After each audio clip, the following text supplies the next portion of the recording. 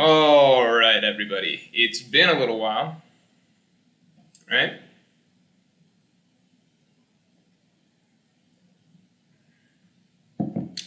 Thriller bark greater than whole cake, says Luis Vasquez.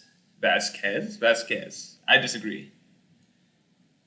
How's it going? Phantom Brayfire says congrats on 150k. Thank you. Appreciate it. Guess it's a good way to end the year. I wanted to do a stream. I think it's 2 weeks in a row that I haven't done a stream, or maybe it was just last week. Right? It's been a little bit. Terry Martin, thanks a lot. I expected 30 minutes late, so you're actually early. Thank you, Terry. A lot of people would say I'm late, but you understand. My excuse is the time difference, because I was just on the East Coast, and I traveled to not the East Coast. So I'm back where I normally live. So, you know. Adrian Hakeem says, look at the fresh cut. So, fun fact, it's mostly just because I did not get a haircut. My hair looks different sometimes, just because I think if I'm doing a chapter review, then I've just woken up. I've just woken up, right? And for most videos, to be honest, I've just woken up, so then my hair's really poofy. But I took a shower recently, so my hair is more flattened out a little bit right now. Aliot05 says, Usopp telling Kinemon to live by any means is a setup for the samurai being forced to accept the need to retreat when the raid goes tits up. Maybe. I would love to see that. Keenan B says, good to have you back, Morge. Good to have you back, Keenan. You are literally the favorite person for me to see in chat. Yeah, Keenan back at it again with the infinite funds. I'm trying to position my mic in a way that's... I know it's supposed to be around here, but I don't like it right in front of me. Red X says, Marine Ford, it is in post-production. It will be out shortly. That's all I can say. Definitely soon. It's at this moment right now, at this moment in time, it is out of my hands. It's in post-production. That's all I can say.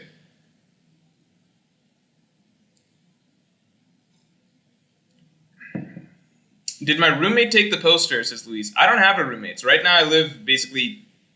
well, the poster's on the ground. Right now this is my apartment. So the poster, it basically fell because the way that I set it up on the on the wall was, let's say, not sound. I use command strips, so that's basically, it's supposed to have held it up, but maybe I should use some more command strips. Yeah, the poster collapsed. That's why it's not in the background of my more recent videos. I'll get it back up, hopefully, maybe at some point. GK says, where would you rank Wano so far? All depends on the ending, man. All depends on the ending. 191616 says, let's go 2021 review. So I did not know what to label this stream because I did want to talk about, I guess, just general stuff, right? We didn't just have a chapter come out. I could not stream last week just because, holiday stuff going on. I was back in my hometown. I was getting to see people I hadn't seen in a while again, So I just did not get to stream on Monday. Should probably have mentioned that, but I failed to tweet it. Also, partly because the chapter, I think it normally comes out Fridays, right? Normally comes out Fridays, then I'm usually set for a stream on Monday. Chapter came out on Monday. It just messed with my schedule a little bit. But you guys don't care about that. Rafi says, did you see No Way Home? No, I was very excited to see No Way Home. I was going to see it with my family. I actually tweeted out, can we see No Way Home, right? And what happened was we did not end up going to see it in theaters because I saw that it was actually on streaming. Or so I thought. I'd read it's streaming on Stars. I'd never heard of anything streaming exclusively on Stars up to this point. But I heard it was streaming on Stars. So I was like, guys, guess what? This is actually really sad. I told them, hey, guess what? First of all, okay, here's the whole thing. They did not want to see Spider-Man No Way Home.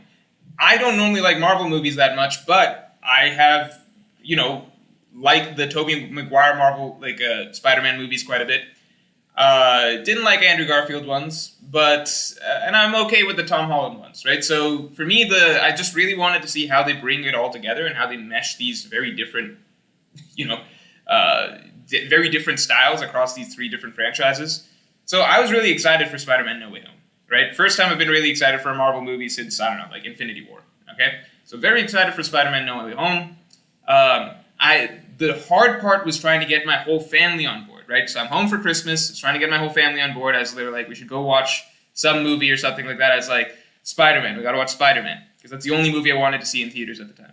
And they're like complaining and stuff like that. My sister, who's a full-grown adult, by the way, she's like 22-ish, right? She wants to watch Encanto, okay, in theaters. She's trying to get us all to watch Encanto, which obviously that's a terrible idea. Pixar, by the way, has not been good since, I don't know, like Toy Story something. Toy Story 2 or something. Toy Story 3 maybe. Pixar's not been good probably since maybe like Up, maybe. I don't know. Where was I at? Spider-Man. I have this Herculean task of trying to convince my family to go see Spider-Man, right? And I'm just like, okay, they don't know anything about the Marvel Cinematic Universe. And not only that, but there's like 2 other Spider-Man universes that are being mixed in to the existing Marvel Cinematic Universe that they already know nothing about. My sister knows somewhat, right? But my parents, it's like, no idea. So I was like, okay, how do I sell this? So it was very, very difficult. Bottom line is it was not a lot of persuasive talk. It was more just like me being really annoying and be like, no, we gotta see it, it'll be good, blah, blah, blah, blah, blah. I tweeted, I asked everybody, hey, would my family like it? And everybody told me no, resoundingly, that no, they're not going to fucking understand it. They're not going to understand Spider-Man, giant Spider-Man crossover if they've seen none of the Spider-Man. So I took that in stride and ignored it. And I pushed them all that, hey, look, I don't care. We have to go see Spider-Man. All the other movies right now suck. So finally they came around. And then we're all ready and set to go see Spider-Man. And then I have this brilliant idea on top of my existing idea, which is like, we don't even need to go see it in theaters. We can just get it streamed to our house because Starz has it, right? I read an article that said Starz has it. So then finally the time comes, my family very grudgingly has given up movie night to Spider-Man, and we're going to watch it downstairs in my family's basement with the big projector and everything like that, because they like movies a lot, so they invest in nice movie watching stuff. And then I find out it's not on Starz. So now they're furious at me because we've sacrificed the opportunity to go see any other movie in theaters. I've convinced them that it has to be Spider-Man, so we're not watching anything else. I told them that we could watch it in the comfort of our own home. We can't because it's not on Starz. It says that it will eventually be on Starz, but it is not currently on Starz. I have made them pay for Starz. Well, no, I bought Starz, but that's still like another minor, tick against me. And now the whole night is ruined, and now they're really mad at me. So yeah, that basically was all around Christmas time. So anyway, I did not see Spider-Man No Way Home. My sister went and watched it recently. She said she didn't like it. The guy who edits my videos, producer, right, currently working on Marine Forward, his fault it's not done yet, he said he was like, on it. So now I'm less excited to watch it. Brandon King says, what was your favorite Strahd power-up? Mine was Robin's. Yeah, Robin's was the only one I really loved. The Pirate here says Encanto isn't Pixar and it's on Disney+. Oh, Encanto's not... It's on Disney+. Okay, it's still probably bad, right? What difference does it make? Let's see. I liked a Disney movie recently. I like Wreck-It Ralph a lot. I thought Frozen was decent. I thought Frozen and Wreck-It Ralph were decent. Moana, literally the worst movie of all time. That's not true. Pixar's put out some really shitty ones recently. But Moana, really, really high up there for worst movie, like worst animated movie of all time.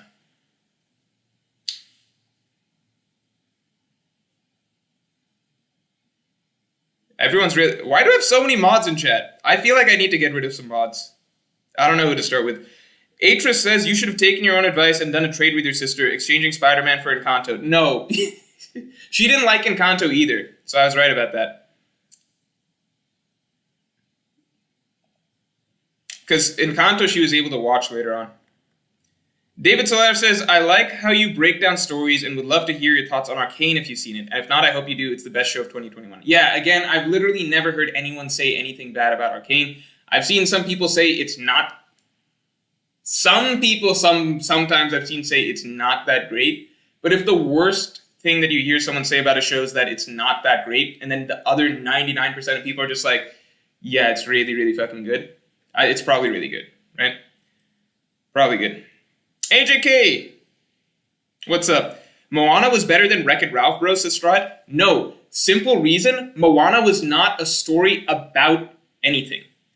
It was literally not a story about anything. Wreck-It Ralph has two beautiful character arcs for Ralph and that little girl whose name I forget, all right? The one with the car, the racing girl, all right? Wreck-It Ralph has two beautiful character arcs carved out for them and their character dynamic that develops over the course of the film that helps them both learn from each other. Really, really well done. Moana is ass. Moana as a character has no character arc from start to finish. She's the exact same person at the beginning of the story as she is at the end. There is very literally no character arc for Moana as a person, okay? So we're following the story of a girl who's basically just like, I want to adventure. She adventures, faces no consequences for anything that she does, right? There's no lesson for her to learn. That's just factually true. You can go back and look at the movie again. If there is, it's very, very light character change, but pretty much nothing, right? So nothing for her. So then you get to Maui, the stupidest fucking character any Disney movie has ever come up with, okay? So on one hand, his whole thing is, arrogance, something along those lines, right? But then on the other hand, it's like, well, I'm too obsessed with my fucking hook. My hook's broken. And then you find out that he did some shit because he was once like, he like stole something to give to humans because he wanted humans to love him or something, and that has nothing to do with the rest of his character. His character arc is a whole mess. Very, very poorly done, right? So on one hand, you've got a girl who's just singing, I'm Moana, I'm amazing, from start to finish of the movie. Nothing happens with her character from start to finish, okay? And then on the other hand, you've got Maui, who they just threw a bunch of shit at the wall, and then you throw in some songs that are kind of quirky, some good animation, some fun animation, and actually, I really liked a lot of the animation in Moana. Some of it was genuinely beautiful, right? And that's why it gets high reviews, because generally critics are extremely, extremely forgiving with children's movies, especially new age Pixar and Disney, and it really just needs high quality 3D animation for it to be considered a really critically good movie. Music was decent, blah, blah, blah, right? But story-wise, Moana was ass. Wreck-It Ralph, great movie, amazing. Wreck-It Ralph was beautiful. The Pirate Hero says, Arcane is as good as people say. I prefer more humor in my shows, though. Also, Coco is recent Pixar, and it is up there with the best, in my opinion. Alright, if it's anything like Soul, it's probably terrible. John Ross says, I don't have anything interesting to say. Alright, I just wanted to be annoying by bringing up Arcane for the millionth time. Okay, I'll watch Arcane at some point. I swear, I will. I will at some point. Kagami no J says Boss Baby better. Alright, that's where I think we're going too far, right? Listen, when I say Moana was terrible, what I mean is that it is it is not good compared to the beloved childhood movies that I grew up with. Lion King, shit that had actual stories, right? Like actually good. Mulan, Lion King, fucking Bambi. You can get to Balto, stuff, Fox and the Hound. There will never be another Disney movie like Fox and the Hound, because that shit is too tragic, too emotionally scarring for lots of children. But no, they don't. Disney does not try to make good stories nowadays anymore. They know the simple beats, which is like, 1, nail your animation, 2, get your songs nice and peppy, blah, blah, blah, blah, blah. 3, it's hard to explain, but kind of, they figured out a certain level of cutesiness plus charm that they know will let them coast by and basically satisfy most kids, and critics will give them a pass, basically, right? But their modern movies are not good. Frozen, I thought was good, actually. I thought Frozen was good. Wreck-It Ralph, again, really good. Can't speak for Frozen 2, haven't seen it. But besides that, look, if stuff is like Moana or Encanto, I don't think so. Kung Fu Panda, says Rafi. Yeah, because Kung Fu Panda had a great story. Kung Fu Panda's story is actually excellent. First of all, it's one of those rare movies where it nails forward. It's heavily focused on Po, right, the main character, right? But it nails the characters. There are strong, compelling characters and character arcs for 4 different characters. So Po, the Master Shifu, Tai Lung, one of the best animated movie villains you'll ever see, and even Tigress, right? And then you've got Master Oogway, who's just a great character. So, I mean, Kung Fu Panda, it carves out 4 really, really strong character arcs for the main characters. It has a strong lesson that it doesn't, beat in over your head. It leads you there very gently and very nicely. And the action is great. What more do you want? Can we go back to One Piece, says Alui91. Yes, One Piece year in review. JP says Inside Out is being slept on. Inside Out has the saddest fucking scene. The Bing Bong scene, right, with the elephant, that scene was so sad. That scene was so sad. I can't think about that scene. That scene's so sad. It's actually really, really sad. I forgot about that shit from Inside Out. That scene was really, really sad. Maybe the second saddest fix. Okay, Toy Story 2 has that song with the cowgirl, Jessie, right? About how the kid left her. That song is very, very, very, very sad. That is honestly one of the saddest movie moments I've ever seen. I can't watch that song. It's too sad.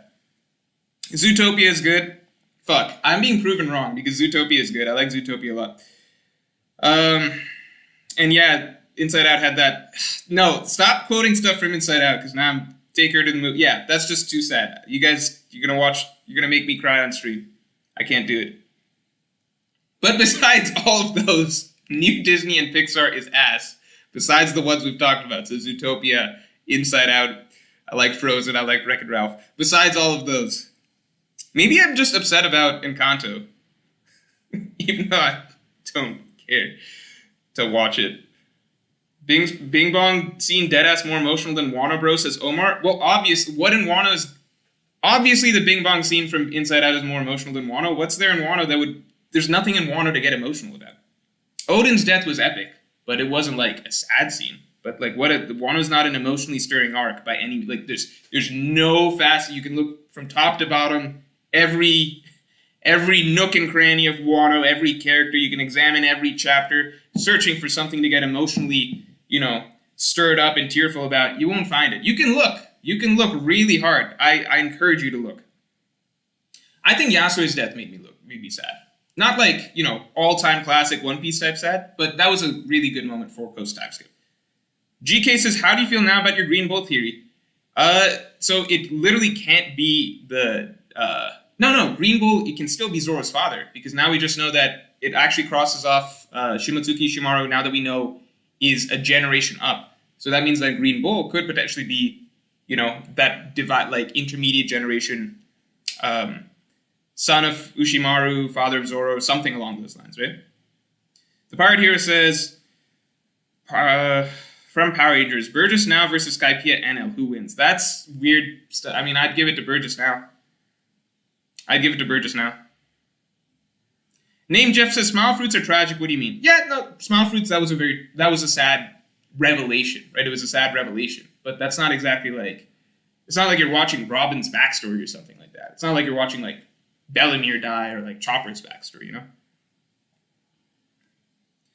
Best and worst chapters of 2021. Okay, this is something I wanted to do. I wanted to do this. I was thinking about doing a tier list of One Piece chapters for 2021. I was thinking about doing it.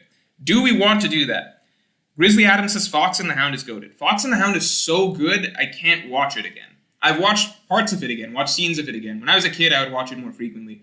But Fox and the Hound is actually one of the... It's probably the darkest Disney movie, as far as I can recall. Because the way it ends is so drastically... It goes in the total opposite direction of what you normally would expect for Disney movies. Jalen AK47 says, Yo, Morge, ready to admit you're wrong? No, wait. I don't get it. Okay, let me ask you guys, because you guys might be able to fill me in. I'm reading the end of 1036. I'm actually going back and rereading parts of Wano now. So I'm about finishing up Act 1. So I'm rereading Wano just to see, okay, maybe there was a low point over the course of Wano that I missed, or that we all missed, or something like that. Maybe there's a big piece missing, right? But to me, I read the end of 1036, and I literally just go back and look at ending segments of any other major One Piece arc, or even just looking at 1036 in isolation, and to me it just seems very clear that Luffy is set up to lose. That's all I can say. And as for like how things go out of that, I mean, you guys probably know some of my theories in terms of how I feel that other Beast Pirates could still awaken, etc., etc. So my guess would be that we still go through the motions of Yamato doing her thing, Kid-in-Law temporarily putting down Big Mom. What else? Momonosuke holding up the Flower Capital. Not the Flower Capital. He can't hold up the full Flower Capital, but Momonosuke holding up Onigashima. Hiyori, Orochi scene. Probably, I guess, Raizo Fukurokujo. I'm sure they'll get 2 panels here or there or something. I think we'll check off those 5 things. Once we check off those 5 things, I think that is when we get back to Luffy versus Kaido. Luffy loses, things turn around. That's my opinion. If you want, I'll put out a more in-depth video explaining it. I'll try not to frame it as why the raid will still fail, because I promised the last one was my final one. But I can still put out another video basically explaining like all of the things that, at least to me, right now glaringly point to that. Behenort says, I'm gonna be mean. Raid fail is... I can't believe I gave that whole explanation right before I read this. Raid fail is cope right now. It won't fix Wano's problems. It's not conspiracy by Oda to set up failure. Wano's just not living up to the hype. No, because the way Oda is doing things right now, to me, seems very drastically different to how he normally writes. So either he just completely forgot how to write every arc finale that he's ever written, or like that same style that he always writes an arc finale, or to me, this just seems like solid narrative setup where you have the protagonist lose in the middle, and then move on from there. That's me. I can do a video on it, more in depth, but if you want a new answer, it's not coming. Joey Jojo says, I teared up when Kinemon cried to Luffy after losing to Kaido in Chapter 1000. Interesting. Okay. That's interesting. I would not have expected that, but that's interesting. You guys want a chapter tier list? All right, we can do that. We can do a chapter tier list. Here is the one hold up. I don't know if there is... Is there an existing chapter tier list? If there's an existing chapter tier list for 2021, I can pull that up. Let me see if I can. Give me a second. Let me answer these other super chats real quick, and then I'll try and pull up a chapter tier list. Otherwise, I have to snip everything from scratch, and I can't really do that right now because I'm streaming. Jay Takeshi says, "Yo, Morty Rockman, thanks. Hope to get you in a stream one day. Keep up the good work." Thank you, Jay. I don't know who you are. Maybe at some point. AGMC says, I'm stopped speeding Grandma's favorite tweaker. I don't know what you're talking about. Aldiot05 says, Kaido will take Luffy's eye when he beats him again. He keeps mentioning Luffy's eyes and gouging them out. Read Oda's September 2007 statement on eye patches in One Piece. I know what you're talking about, I think. I even saw it floating around on Twitter. That actually reminded me of something from... I think it was like... I don't remember what chapter it was exactly. It was Katakuri versus Luffy. I think it was the chapter where Luffy was like, they're still believing in me. So the chapter might have been called Believing in Me. But in that chapter, Katakuri also talks about how Luffy's eyes never change, right? Like, he never loses hope. Or like the light in his eyes or something never goes out. It's very similar to what Kaido's quote is recently. So I love the idea that Kaido would take out one of Luffy's eyes. I don't know if Oda would do that to Luffy's design permanently, though. That seems like such a huge jump, but I think it'd be very fitting. Wheezy Bird says, Luffy's arm looks like he's going to transform. Equals L. L for me? I hope he transforms. I think it wouldn't make sense for him to lose to Kaido unless he's got Gear 4th or some new form or something like that.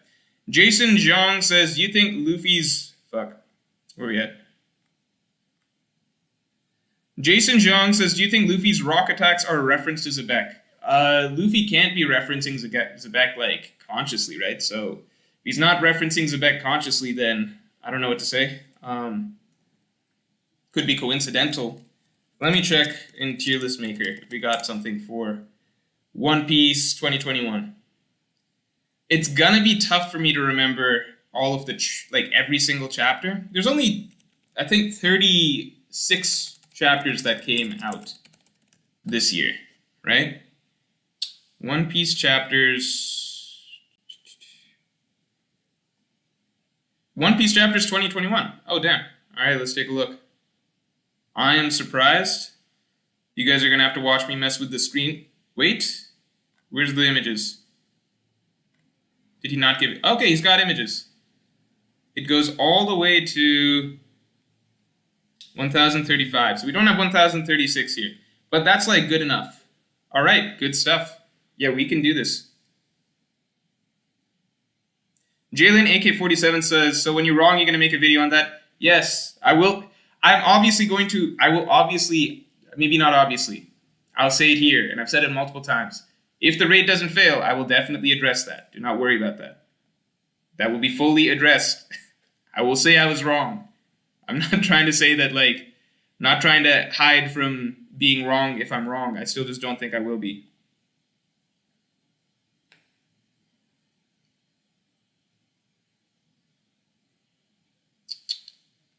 Atras says, is rock not rock? Rock is a bird. Yeah, I know. Rock is the giant fictional bird. Yeah.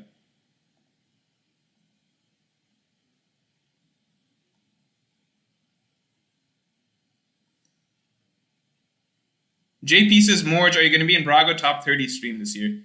He invited me, but I did it once in 2017.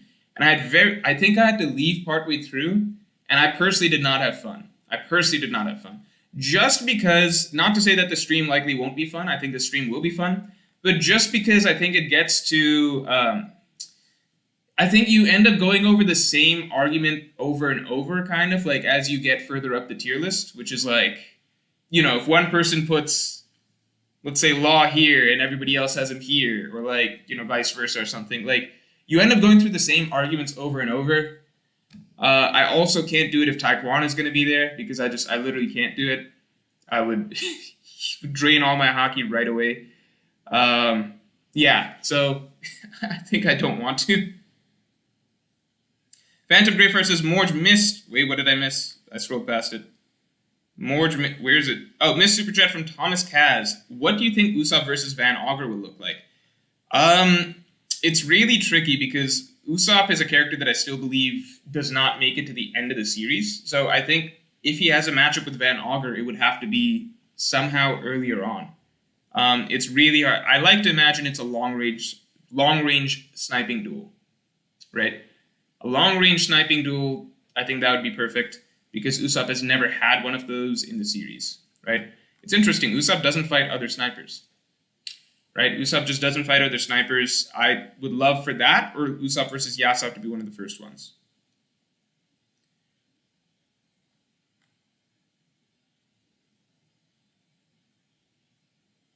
Anuj Akrabal says, Coco apology video more pressing than raid fail. Not apologizing for Coco. Wheezy Bird says, L for Luffy, not you. Especially when Luffy is not going to beat Kaido without his flashback or the citizens of Wano not seeing Onigashima in the air. Gotcha. Thanks for the clarification, man. Hans Ding says, Wano doesn't have most setup. It had little moments in Punk Hazard, Dressrosa, and Whole Cake doesn't count, or every arc pre-time skip is Marineford setup. No, because the setup is...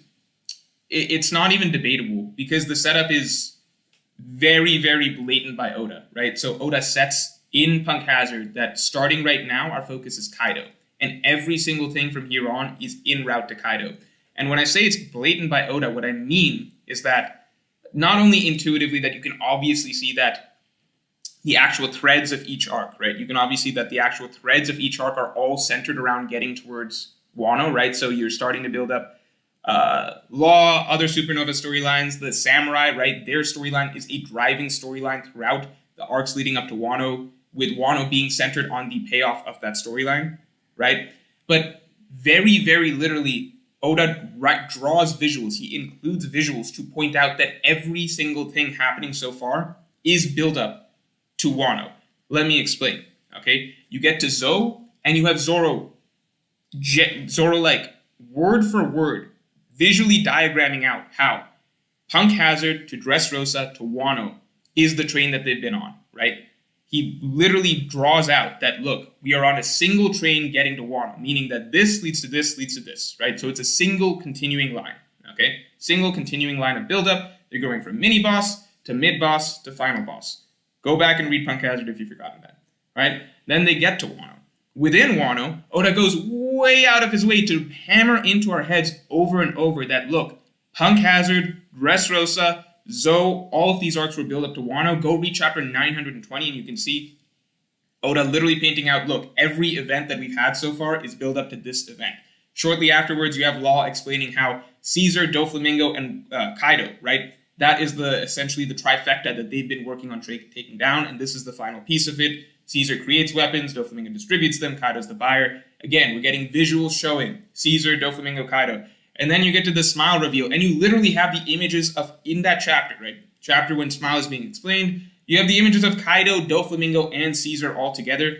Literally, this is all one giant organization, essentially, right? I know that everyone doesn't directly work for Kaido or whatever, but Oda has gone way, way, way out of his way to make it very clear that starting with Caesar, starting with Punk Hazard, you are now breaking a wheel that leads all the way back to Kaido.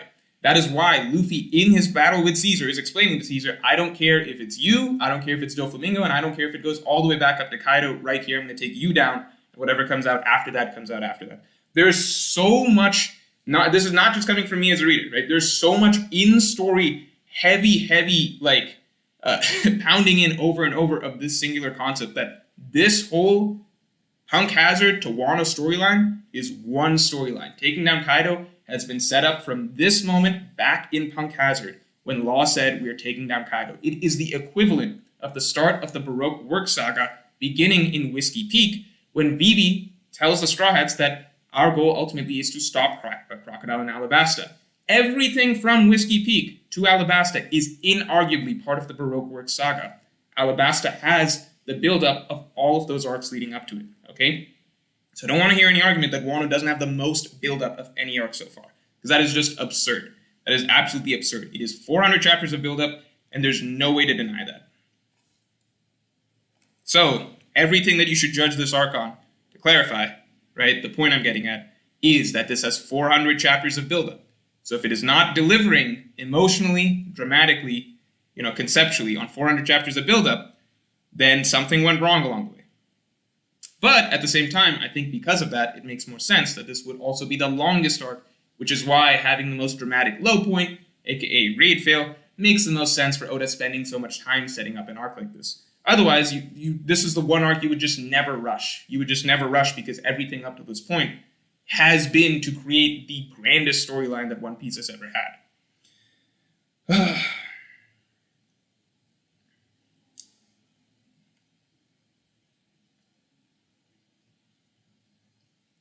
Sorry, the stream is going a little bit slightly laggy, even though I have my Ethernet plugged in. Let me try and catch up on these supers.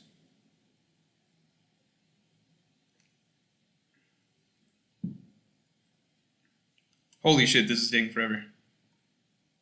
I have to refresh this? Yeah, give me a second. Am I caught up? I don't think I'm caught up. No. Okay, I'm seeing everything. Behenort says, how do we power scale Magellan? I said in Discord he could be Admiral, but my friends laughed at me and said he's low commander in best. I would be, personally, if I'm to power scale, I'd be inclined to agree with your friends. Because you have, the more and more we learn about hockey, the less and less big of a deal Singular Devil Fruits seem. To me, in my opinion, Magellan has a strong fruit, but, one, his fruit is not better than the other, than the existing Admiral's fruits, and two, the Admirals are the Admirals, not just because of their devil fruits, but because their, physical fighting ability is just insane. Right, their command of hockey, etc. We've seen evidence that they have advanced armament hockey, possibly advanced observation hockey, stuff like that. Cyrus says, question for you, Moj. How could the raid failing add tension to the arc without the resolution just be retreading all the progress the Alliance has already made in the raid so far in Act 3? Because there was... What does that... I don't understand what that means. Retreading all the progress the Alliance has already made in the raid so far in Act 3. Because most of the progress that they made was without any sort of difficulty, right? So if the raid fails, that finally adds difficulty to what they have to do, especially if the Beast Pirates, as I've said in other videos, reveal that they have stronger forms, stronger abilities, that they awaken. Again, please go watch that video if you have not already, because I explain it much better and more in depth there. Keenan says, I got a pretty nutty theory that almost certainly won't come true. Probably not close, but I still want your thoughts. Lol, I gotta edit for YouTube character limit, but hopefully you'll get what I mean. Keenan, I will watch anything that you send me. So, oh, wait. It's in the next chat. Oh my god, thanks so much, Keenan. Shanks and Luffy will have a Davy backfight on Elbaf. Strahd will win round 1. Round 1, pick a red-haired pirate. Shanks will round 2 and pick Robin for Poneglyphs. So round 3 is a real fight between Shanks and Luffy. Straw Hats win, keep Robin, and get red-haired pirates to finish 4x4x4. 4x4x4. I don't know what that means. I do agree that round 3, the final round, would come down to Luffy versus Shanks. What I've thought about a few times is that I would love if Luffy and Shanks had a tiebreak that came down to Usopp versus Yasop, like maybe some randomly selected members or some bonus challenge being included. I don't fully understand your super chat. Hold on.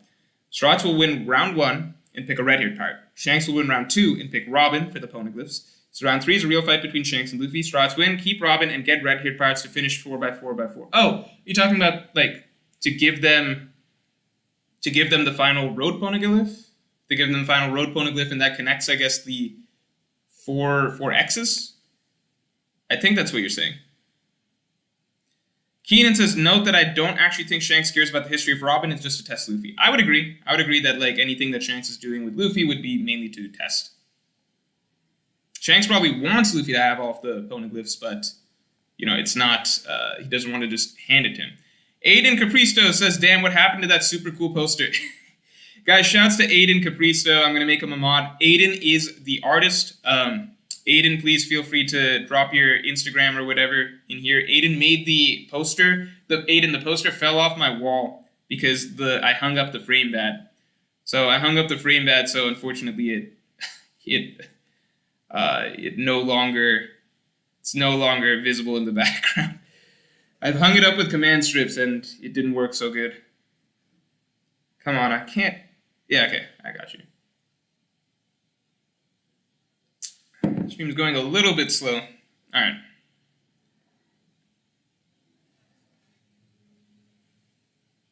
In each sea, Luffy gets 4 crewmates, Morge. Oh, that's the 4. Oh, so you're saying he gets Robin again, and that's the 4th one? That's interesting. I think that's kind of interesting. I don't think it counts. Like, that feels a little weird. Because then by that logic, we got to say he got Chopper twice, right? So then that would be 4 by 5 by 4. So I personally don't think that makes sense.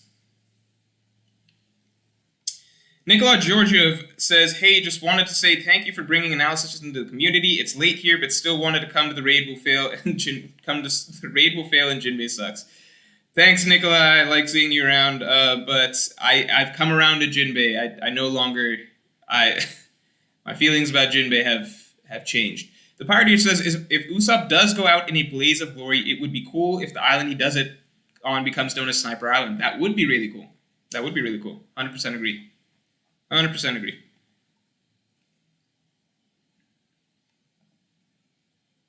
Okay, let's try doing this tier list. Who wants to see the tier list? Let's try doing the tier list. This one will be really tricky because you guys will have to remind me a little bit. I don't remember every single chapter off of the... Yeah, I'm doing the tier list. Let me answer this. Atris says, I've been on the raid failing train because you have given evidence, while almost all raid will fail videos are about how it feels like it won't. Yeah, I agree. I feel like I have given evidence and other people are just like, no, it's just the end of the arc. So, I don't know. But at the same time, we'll have to wait like probably a month and a half to find out. Thomas Kaz says, Sniper Island will be a real island the Straws go to and Usopp will be crowned king after saving it. Okay, that's another alternative. I don't know if we have time to do that.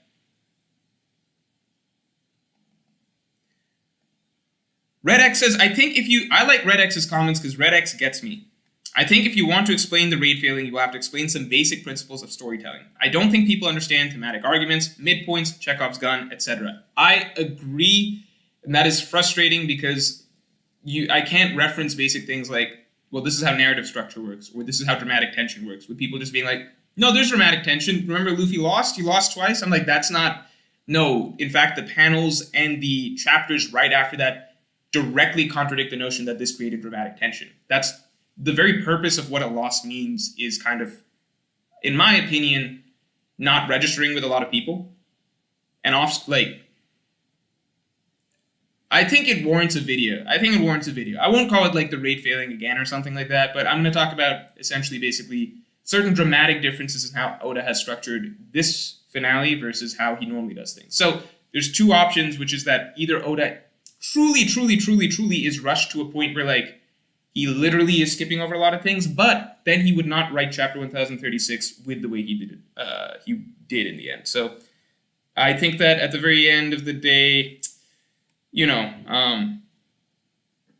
it probably warrants a full video to kind of explain the differences that Oda is making.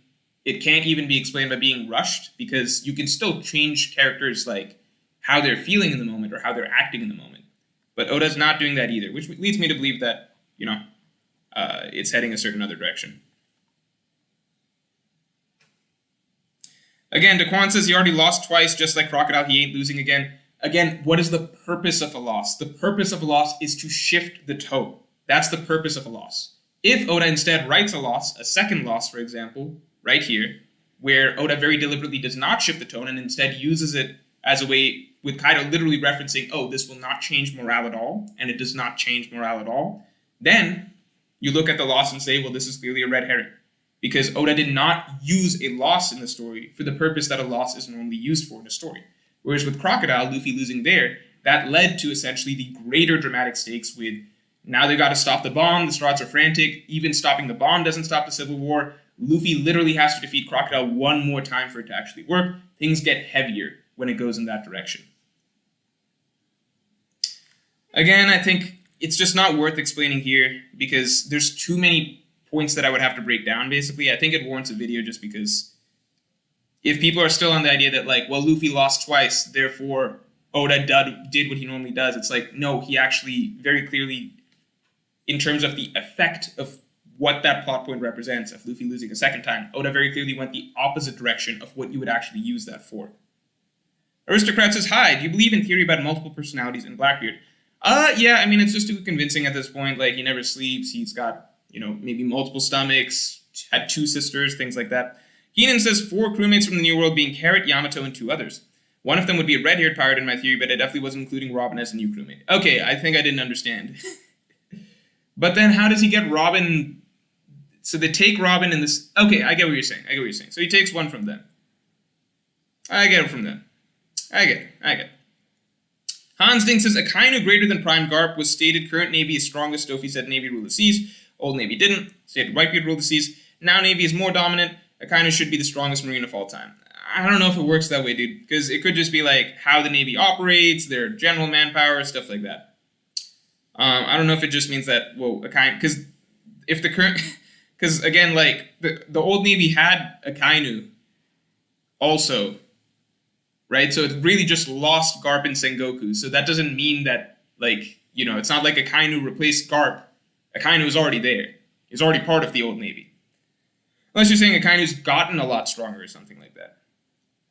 Behanort says the tone did shift just short, which is weird. It is weird, Behanort. It is weird. It is weird. It is very weird. All right, let's do this. Let's do a tier list. Fuck, now I gotta mess with the settings and everything like that. All right, let's see if I can do this in a way that doesn't destroy the entire stream. All right, let's see if I can do this.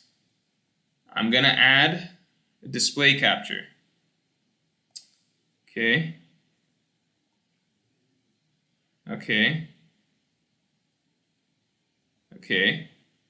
Oh, shit. All right. No. No. Okay, we got it. We got it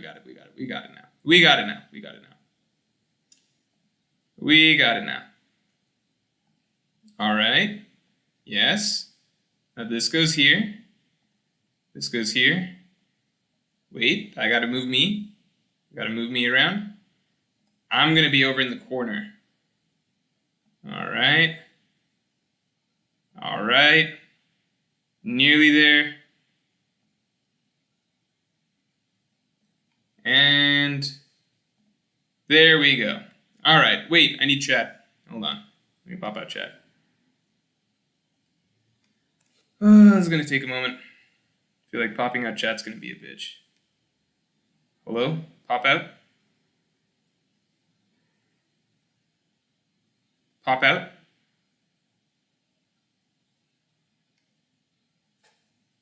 Great.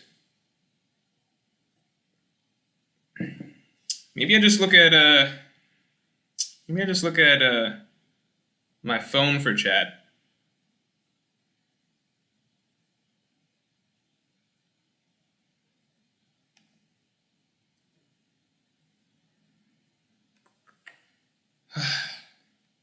All right. I'll have to deal with popping out chat later. Let me look at my phone for chat. That's the only solution. Or is it? Maybe I can still do it? Maybe? I need a new computer. I've been saying that for a bit. But if I can't pop out chat, then how am I going to do the polls? How am I going to do the polls? All right, you know what? It's fine. It'll work itself out. I'm just looking at my phone.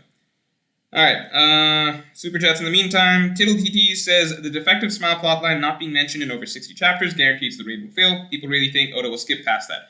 Agreed, Tittle TTs. Continuing, Sheesh says, if you're considering trimming mods, start with a nudge. Okay, I will consider it, thank you. JP says, more in a weird spelling. Thoughts on Luffy versus Kaido versus Big Mom 1v1v1 to allow Luffy to defeat both of them as he promised. Now I think that no matter what, Kid will be involved in Big Mom's defeat. I don't think Law necessarily will be, like her final defeat, but I think Kid could be. Alright, let's start. SABCD, I think that's good enough. We don't really need more than that. This is so sad. I have to look at chat on my phone. This is not right. I'm a streamer. I'm a professional streamer. God damn it. I have to look at my phone just to see chat. Maybe there's a way I can do it that's... Let me pop it out. Okay. This kind of works. I could kind of look at this. Alright. It's good enough. So, Chapter 1000. Where do we put that? Where do we want to put Chapter 1000? I'm going to go ahead and put that at A tier. 1010, I know it has to go in S tier. Now it gets tricky. What the hell happened in 1011? 1011, what I see is Big Mom defeating Page 1. So 1011 is probably Mothering Mode. Right? Is 1011 Mothering Mode? If it's Mothering Mode, I'm going to put it over here. Can someone confirm?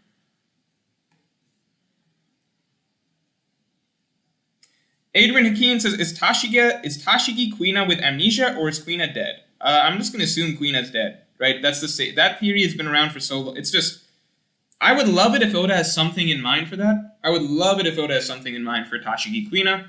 But it's just been so fucking long, right? It's been so long. It's just, I would love it. I would love it if that's the case, but for the moment, I'm just not going to bother thinking about Tashigi Quina hypotheticals, right? Was that Mothering Mode? That was Mothering Mode? Yeah, that's straight in D tier. 10-12, I like the Zoro and Sanji moment. I like this. Whoever did this really well, because it's easy to remember things. Sanji moment, like that. Zoro and Sanji moment with Sanji carrying around Zoro. I don't know whatever else happened in 10-12. Someone give me reminders. What happened in 10-12 besides that? Is that it? If that's it, I still think it's a solid B. 1013. I guess I'd put it in A for the shock value of the ending. The shock value of the ending was solid.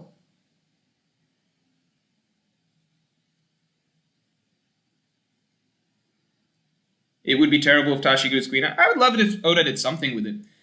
Especially with like Oda now revealing certain things about Zoro's past, Shimotsuki ties and stuff like that. There's potential to more things being unearthed. But, you know, it's also perfectly fine if Tashigi's just Tashigi. That's what I've just assumed for so long.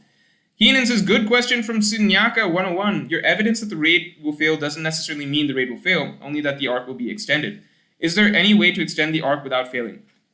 Yes, this is something that I talked about for a long time.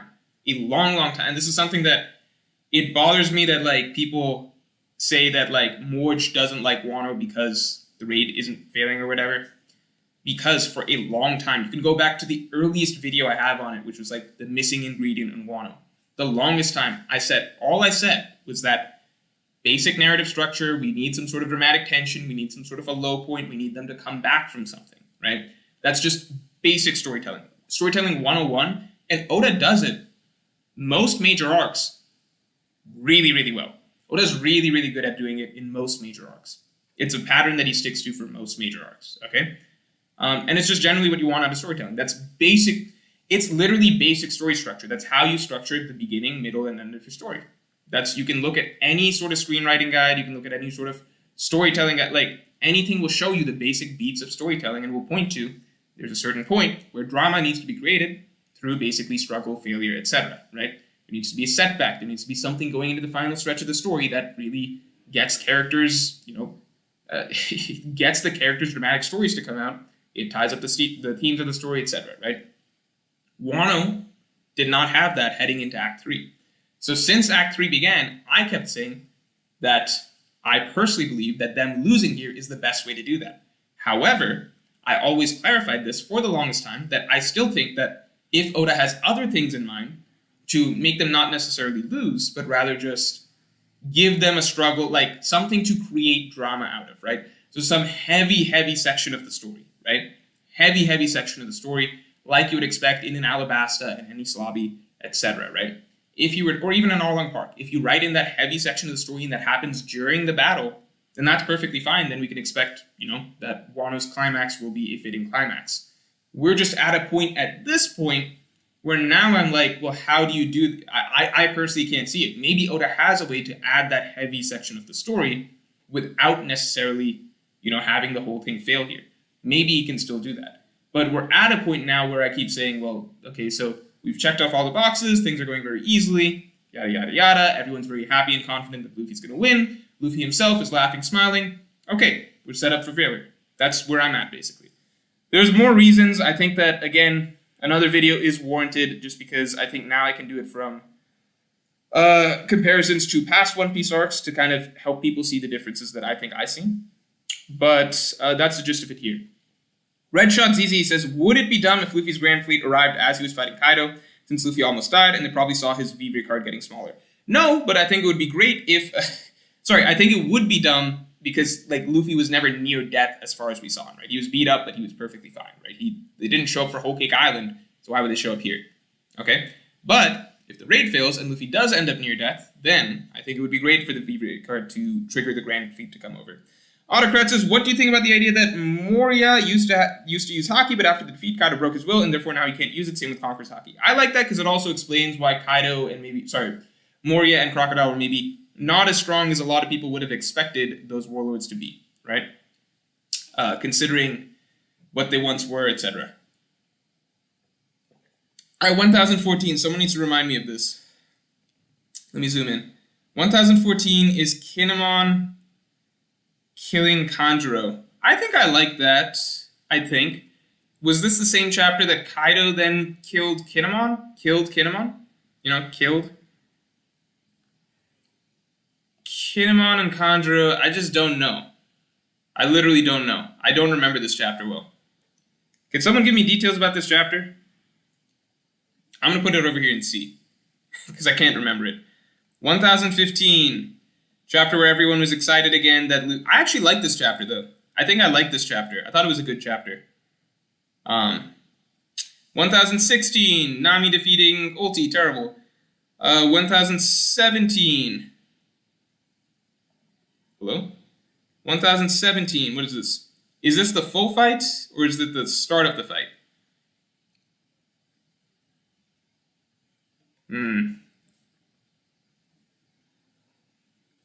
Redshot says, bruh, but... Oh, I thought you said bruh. But the thing is that Ace's card showed getting smaller and smaller when he was just an Impel Down.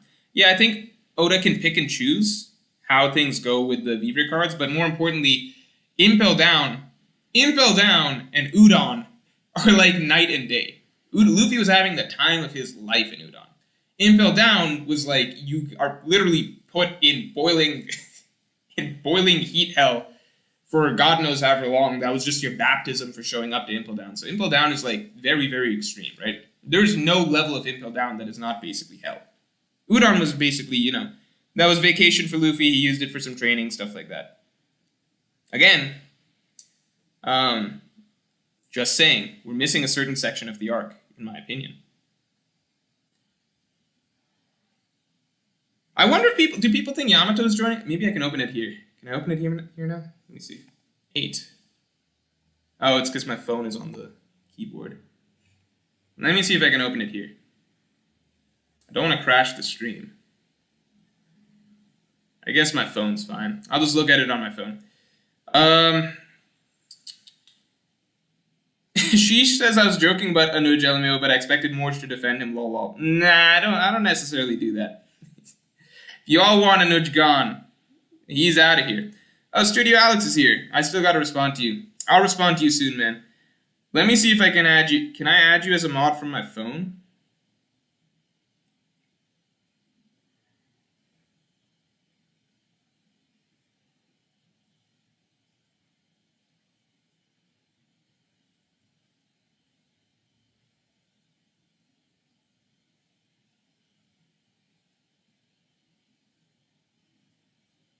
I'm trying to add you as a mod from my phone. Can somebody else add Studio Alex as a mod?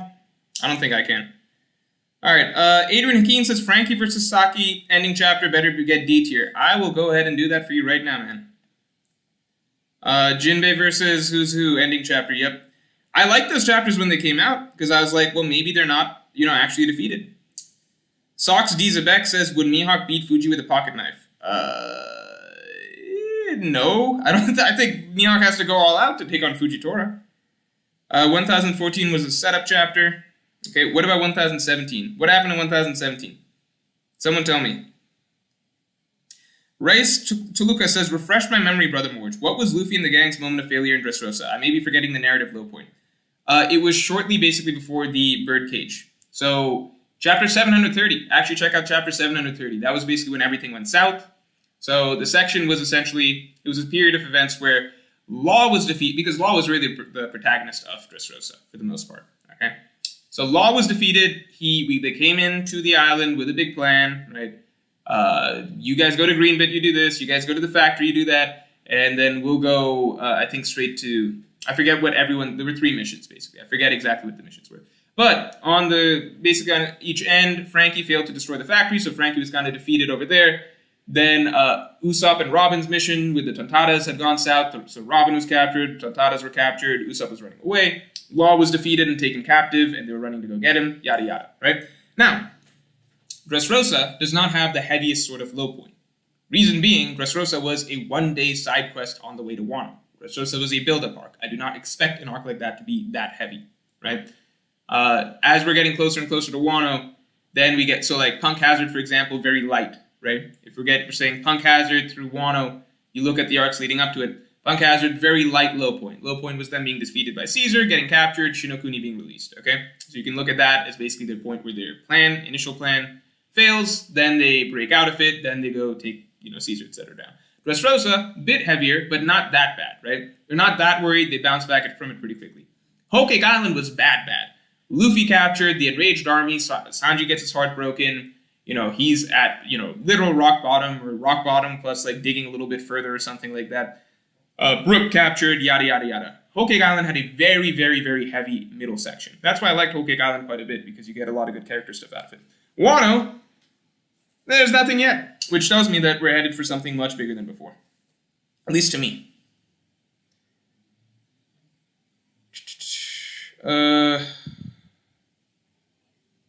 Sorry, just double checking if I missed anything else. I think I'm good. No, Thomas Gas says, I'd 10 times rather Tama join the crew than Yamato.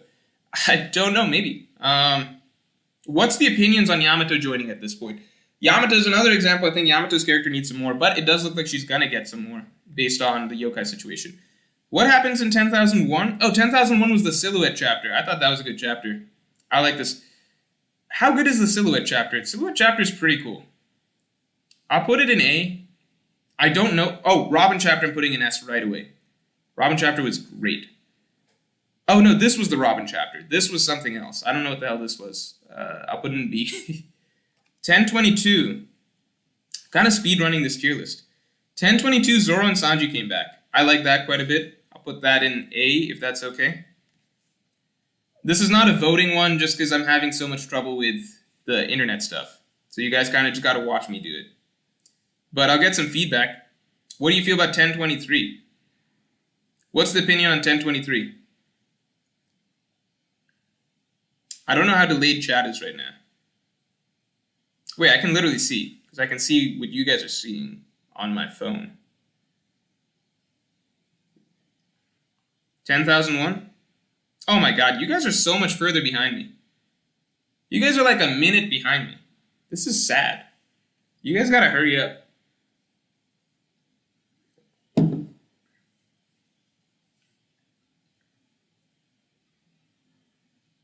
1020, what? 1023 in S? What happened in 1023? Is it because the Luffy Momo moment? Someone describe to me what happened in 1023. I need the details. Okay, I'll put it in S if you guys give me an explanation.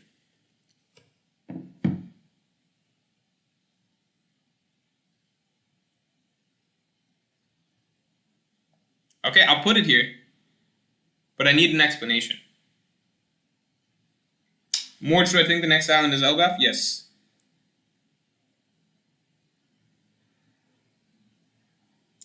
Momo becomes an adult. Was that the main thing? I'm going to put it here then. I'm going to put it here. I'm not going to put an S. S is a little bit more special. Kaido, Yamato clashing, that doesn't do much for me personally.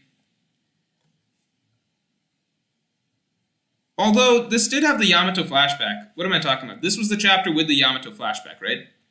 This had the Yamato flashback. I like the Yamato flashback. I'll put it in B. I didn't like it too much, but I thought it was solid. 10:25, Luffy facing Kaido with Yamato. I'll put it in... no, because I just didn't like that moment. Because there just wasn't much to it. Like, he kind of just came back. Again, there wasn't, like, a really strong sense of drama leading up to it. Normally, again, Luffy's big returns, they have a sort of momentum to them where everything else is going really wrong. Everyone's really helpless. Things are, have gone to complete shit. So there's a serious dramatic, setup for Luffy to come back and kind of bring the light back. But Luffy's return in 10:25 was extremely casual, so I'd actually put it in C. I don't think it was bad, but it was just really, really, like, there was literally nothing to it. 10:26, I love this though. I thought that the way Oda set up the clash was amazing. I liked it especially because of the touch that he had with the clouds obscuring Inuarashi and Nekomamushi. I thought that was a great way to add an extra sense of, get a double use essentially out of the sky splitting, right? I thought that was really, really well done. I thought that the way Oda set up the significance of not the significance, but the paneling, the visual presentation behind the Skies Clash was really good. I think I might put it in, because it didn't... No, I'll keep it there. I really liked it. I thought that chapter was great. Because I'm doing it relative to Wano chapters, right? So I'd say, yeah, I'd put it in S. Relative to Wano chapters. I'm like, am I doing this relative to, like, all chapters in One Piece? Because then it's nowhere near that. But in Wano, I'd say, yeah, I think that was a really good moment. Anthony Sands says, since there's an importance to put on Robin, I think that CP0 is told to evacuate as the government plans to annex and Buster Call Wano. Thoughts? Well, they wouldn't Buster. Are you saying that CP0 is going to capture Robin and then escape and order a Buster Call? Because they can't really do that because they need Robin, right? So you can't just order a Buster Call on Wano when you need the person who's going to be a victim to that Buster Call. However, I would say that, right, they need Nico Robin, right? They want her ability, as I understand. Or is the plan just to kill her? No. They need Nico Robin. What am I talking about? They need Nico Robin. I was trying to recall something from any slab. I was like, wait, were they taking her to Impel Down to just... No, they needed her to, resurrect the ancient weapons, etc. So, how do I say this? I think that, one, a Buster Call is no longer relevant in the story. It's just too weak. You can't Buster Call... You couldn't Buster Call Zoro. Like, if you had Zoro just wandering around on an island, you couldn't Buster Call him. He would solo a Buster Call, right? Mihawk would solo a Buster Call, right? You can't just throw Vice Admirals at these guys anymore. So, I think a Buster Call is not quite the same, but I get what you're getting at. Like, just take down the island, right? Rice DeLuca says, that makes sense. One more thing. What do you think of the theory that the Rocks pirates are parallels of East Blue 5? Rocks equals Luffy, Zoro equals Whitebeard, Kaido equals Sanji, Nami equals Big Mom, and Shiki equals Usopp. I think that's a bit of a stretch, because, like, that's just because there are 5 East Blue... Like, there were more characters on Rocks, right? There were more figures on Rocks than just those 5. And then on top of that, like, I don't get the parallels too much, because, like, Kaido's just... how do I say this? Like, what's the parallel between Kaido and Sanji? If anything, Kaido is an apprentice on Roxas' ship, so I don't think that that's necessarily a strong parallel, you know what I mean? Wheezy Bird says chapter 1014 should be in B because Joy Boy mentioned. Oh, was that it? Then yeah, let me bump that up. I didn't realize that. Was it? When was the Sun God Nika conversation? When was that? Sun God Nika conversation, was that 1018? I'll bump it up for that. It's such a hard call because like with the Sun God stuff, you want to bump it up to like S or A, right? One of the most interesting chapters. But then the flip side is that Jinbei's fight was so bad that it like pulls it down in that it ended so abruptly. So I'll put it at B. Balances out. 1027. I like this chapter. I remember Zoro was struggling this chapter. I like this chapter. I think I'll put it here. 1028. What the hell is this? Oh! Queen shooting. Oh, this chapter was hilarious. I'll put it in A. I like 1028. Sanji's power-up thing. Killer versus Hawkins. I could even put that in A. I liked Killer versus Hawkins, even though it was really short. I actually did enjoy it, because I liked Killer's little character stuff. 1002. Good action chapter, A. I think it was enjoyable. 1030. Literally can't tell what this is. What is this? What's happening here? What's going on in 1030? Oh no, this is this, what is this? Is this the reveal that Kinemon's alive? Can you guys confirm for me, Killer, is that 1030? Kinemon alive? Is that the chapter it happens? It looks like it, right? To me, it wasn't that Kinemon was alive, because I expected Kinemon to live. And not even like, I didn't think that Oda did like a really bad death fake out for Kinemon. I really don't. Because to me, like, I thought that it was clear that Kinemon wasn't dying right there. Like, I don't think that Oda even tried to do a death fake out there. Does that make sense? Whereas with Kiku, that was a hardcore Oda, like, writing in a death fake out.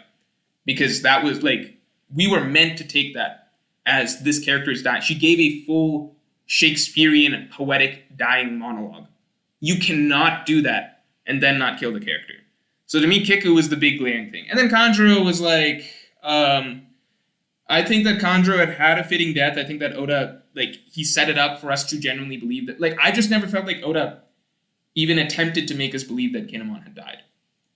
Do you know what I mean? Like, to me, that's like, I just didn't think that in the chapter that Kaido hit Kinemon, I don't think that Oda was, like, framing it as though, you know, this is Kinemon's end. Because it was really quick the way it went by, right? And we got, like, shadowy panels and stuff, so it was very deliberately obfuscated. Whereas with Kiku, it was a very extended little sequence where, like, we get Kiku giving a long speech. She's, like, talking about some snow and shit. And that just looks so bad if Kiku does not actually die. Like, you can't give a character, like, a long dying speech like that and then not kill them. So, Kinemon, yeah, I don't know.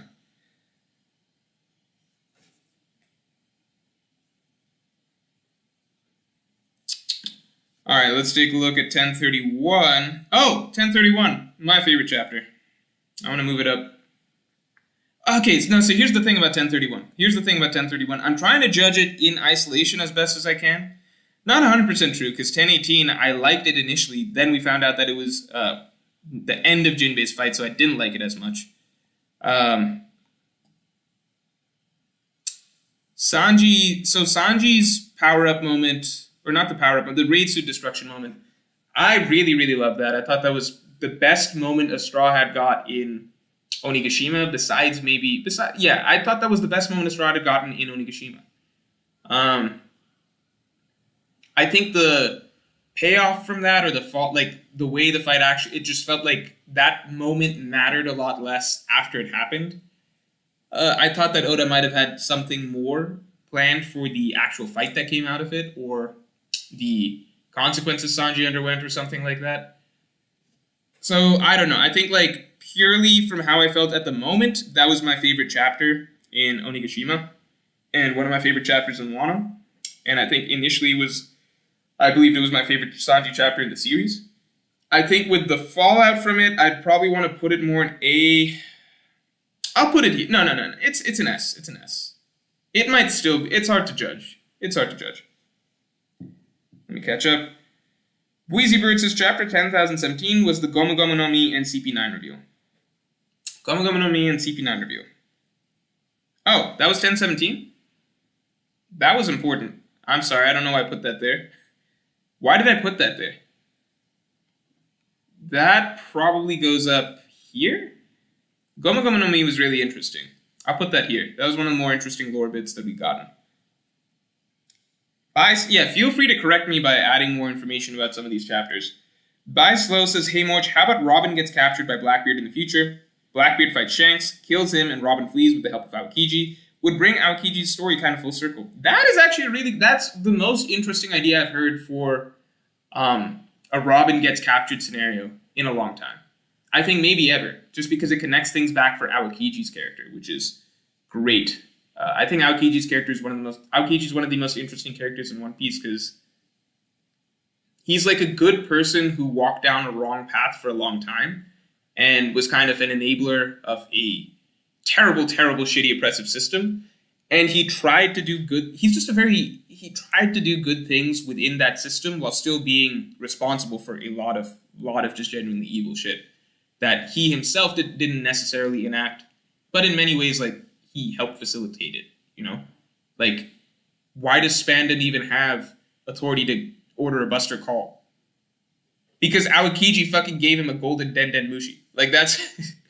gave a guy like Spandam authority to call a Buster Call. What if Spandam had done that to some random island, which he easily could have, because he didn't even mean to do it to any Slavi in the first place? So, you know, shit like that.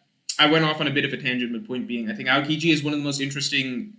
He's one of the most morally hard to define. Like, we think of him as a good character, right? We think of him as a good character, but he's probably one of the closest characters you can have to, like, a truly morally great character in One Piece. I think Sengoku is up there as well. Sengoku is like Aokiji, but, you know, a little more directly responsible for a lot of the more heinous things that the world government does. I mean, I think Sengoku probably himself knows, he probably knew that executing Ace for the sins of his father, right, is inherently wrong. I guess Ace had his own sins as a pirate over time, so he naturally racked up a resume that would require him to be executed. But, you know, I wonder, would Sengoku have pushed for, let's say, Ace as a child being captured and executed? We don't know. I think Sengoku might have gone along with whatever he was told he was supposed to do, even if he didn't necessarily personally agree with it. So, like, those type of characters, Sengoku and to a lesser degree Aokiji, I think that they're, like, some of the more morally most interesting characters that we have in One Piece. Anyway, I love that idea for Aokiji, for Robin being captured if Aokiji has something to do with the resolution to that plotline, because I think that would be the perfect way to resolve it. Marcos Vinicius says, do you think Oda is done with Sanji's development? Now that we're getting a Germa cover story, Oda could tie that back to Sanji's character arc. So I thought that Whole Cake Island Oda kind of did as much as he wanted to do with Sanji's character, but pleasant surprise, Oda had more ideas. Whole Cake Island wasn't the final payoff to the Sanji storyline in Whole Cake Island itself, right? So I like to think that we got more coming for Sanji. 1032, we just had that. Oh, ends with Enma, right? I like that chapter. It was Zoro struggling against King, led to Enma acting up, stuff like that. 1033, this was Zoro. Hold on, let me just backtrack. 1033 was Zoro's. Hold on. Okay. 1031 was Sanji destroying the raid suit. 1032 was Zoro struggling with Enma. 1033 was Zoro getting the Advanced Conqueror's Haki power-up. With all the flashbacks. Great chapter. 1034, Sanji versus Queen. I'm going to put it in B. I liked the chapter when I read it more than on, I guess, later on. You know what I mean? I don't think the fight was that satisfying. In the, you know, with the notion that, like, this is the battle against the Yonko crew with 400 chapters of setup. 1035 says, 1035 is Zoro versus King. I actually enjoyed Zoro versus King. So here's, you guys see my opinion is kind of balanced a little bit. I think Sanji's important character chapter was better than Zoro's, although these tiers aren't really ordered. I thought Sanji's character moment was better than Zoro's. Like, his moment of destroying the raid suit was, in my opinion, better, more powerful than Zoro's flashbacks to him mastering Enma. But I still thought that they're both really, really good moments. I just give the edge to Sanji's moment. But I definitely think Zoro's final fight, 1035, I think that was definitely better than Sanji versus Queen. Do I put it in S? Or I think I'll put it in A. But I did like it quite a bit. I think I'll put it in A. Does it belong in S? You know what? If I'm putting this in A, then I might bump one of these. No. I'll put it in A. A makes sense to me. Makes sense to me personally. 1003. I don't know what this is. Oh, 1003. I remember this. Kaido summons up some storms. Zoro uses the Dragon Twister. Let me get some feedback. Let me see what you guys are saying. Let's see what you guys are saying. 1033, B or A. I like 1033. I like 1033. 1032 is too high. No, because, I mean, look at the stuff I got in B. B is like, I think the way I did this whole thing is bad. You know what? The way I did this whole thing is kind of bad. Because B should basically be like this. So I should, no. I gotta move everything down. And then some stuff from A should go into B. I think that's the way I should do it. That felt too drastic. Why'd I just do that? You know what? I'm gonna fix it. We're going back. 1020. I think it was like this. I think it was like, I don't remember how it was. It's not important. It's good enough now. Is it? 1034 was higher. 1034 is here, right? I think this is good enough. Let's keep going. 1003, I think that was good. I think 1003 was pretty good. I don't remember it that well, though.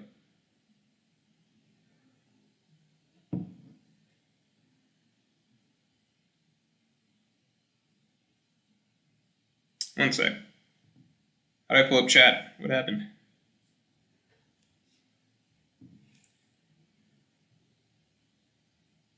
$1,032 is too high. It's just Zoro trying to figure out King's race. Was 1,000... It was the chapter where Zoro was kind of getting his ass kicked, right? I guess I can put it here. I don't know. I like the... You know, it's one of the... All I can say is it's one of literally the very few moments in Onigashima where there was any tension whatsoever at all, right? So, I liked it. Because, you know, Zoro's Enma going off and stuff like that, I think that's good.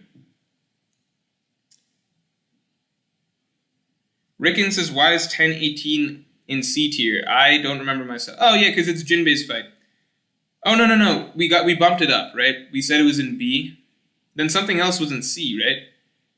Maybe it was just like this. We'll reevaluate later. 1004, I literally don't remember it. Oh, 1004, I remember it. I'll put it in D. 1005. Guys, I'm struggling. Can someone fill me in on 1004, 1005? Were these good? What the hell's happening in these? 1018 is A. No, because I explained it already. The lore reveal is really good. Jinbei's fight ending like that, bad. Therefore, averages out to around here. 813 says Nika outweighs the trash fight. Here's the thing. Alright, so the very fact that you say that Nika outweighs the trash fight, right? So that means that literally Oda dropping some lore, like that's the amount that Jinbei's fight didn't matter, or that like that Oda sidelined basically any sort of important moment for Jinbei. Nika outweighs Jinbei's entire fight, right? So the highlight of the fight was nothing to do with Jinbei, it was Nika. So that in itself proves that the chapter was like, it was not good, in my opinion, right? If the only thing you're really remembering or liking about it is the lore part of it, right? That essentially means that the purpose of the fight for the Straw Hat was completely ruined. So with that standard in mind, I'm putting it here, okay? Because the fight is here, but this is here. It's precisely because Nika outweighs the Jinbei fight that it is not in S tier.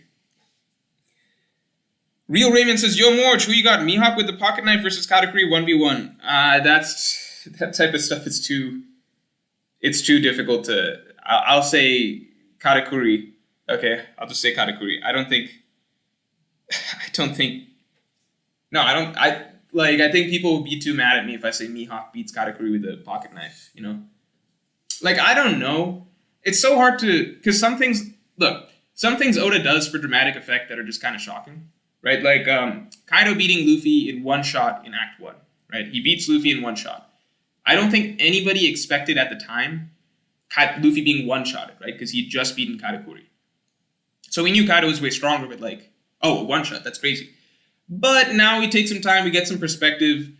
It's not like Kaido's going around like one-shotting it. Like, it's more like Oda wanted to write it that way at that point in time. So, you know, Luffy was angry, he didn't have his future sight on, stuff like that. Luffy avoids it better later on down the line. So it's not like Kaido did one-shot Luffy, but I think even if you took that Luffy in Act 1 and like the scene was set up a little bit differently, or like, I don't know, like, I think that Luffy could have gotten not one-shotted, if that makes sense. Maybe if he had his future sight on, or like was focused and stuff like that. We know he was very agitated and angry at that moment. So all I can say is that basically I think that there are some times where, like, you know, I could see a really strong character just demolishing a weaker character in some manner. But at the same time, it's like, well, if Oda wrote it, felt like writing it a little bit differently, then this weaker character would put up more of a fight. Like, simple example, like, Queen should probably one-shot Chopper effortlessly, right?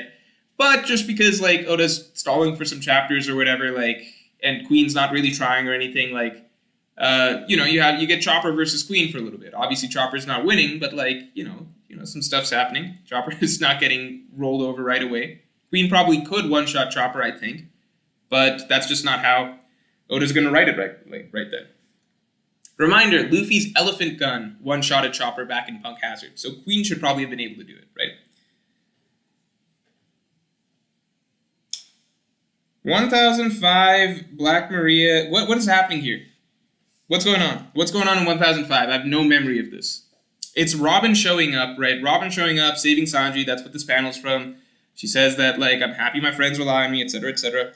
Oh, Bleezybird, thank you very much. Chapter 1, you guys should be more like Bleezybird. He's actually helping. Chapter 1006, Marco vs. King. Chapter 1007, Kanjuro Odin reveal. Chapter 1008, Ashura Doji gets wrecked and Kaido hybrid form reveal. Chapter 1009, Ocean sovereignty. Okay, easy to remember. Chapter 1000, what the hell's Chapter 1005, though? Alright, we'll get to that in a second. 1006, Marco vs. King. I don't remember this. Was this some Isoni shit? If it's Isoni shit, it's going straight in D. What is this? What's 1007? Kanjuro Odin reveal. Oh, I remember that one. D. 1005, need help. 1008, Ashura Doji gets wrecked and Kaido hybrid form reveal. Yeah, I don't like it just because of the, you know, the, what do you call? What's the word? Oh yeah, the fake out death for Ashura, because Oda didn't really try for that even at all. Like, why even do it? 1009, Ocean Sovereignty. I thought that was really cool. I'll put that here. And yeah, we're just waiting on 1005. What's going on in 1005? Sanji calls for Robin's help. Maria. Yeah, we'll put that there. And people are going to be like, well, it had character to look. I know the character. I talked about it when it happened. We all know the character development. Just because there was technically some development there doesn't just mean that you have to like the chapter, right? In reality, we now know that 1005 was more so a reinforcement of Sanji's beliefs leading into 1031. So really this chapter is kind of just like a repetitive scene of an older scene to remind us that, you know, it's going to be like much better down the line. Actually, I liked it for Robin stuff though. I'm actually just being harsh on that chapter. I'll put it in C. I thought that was fine.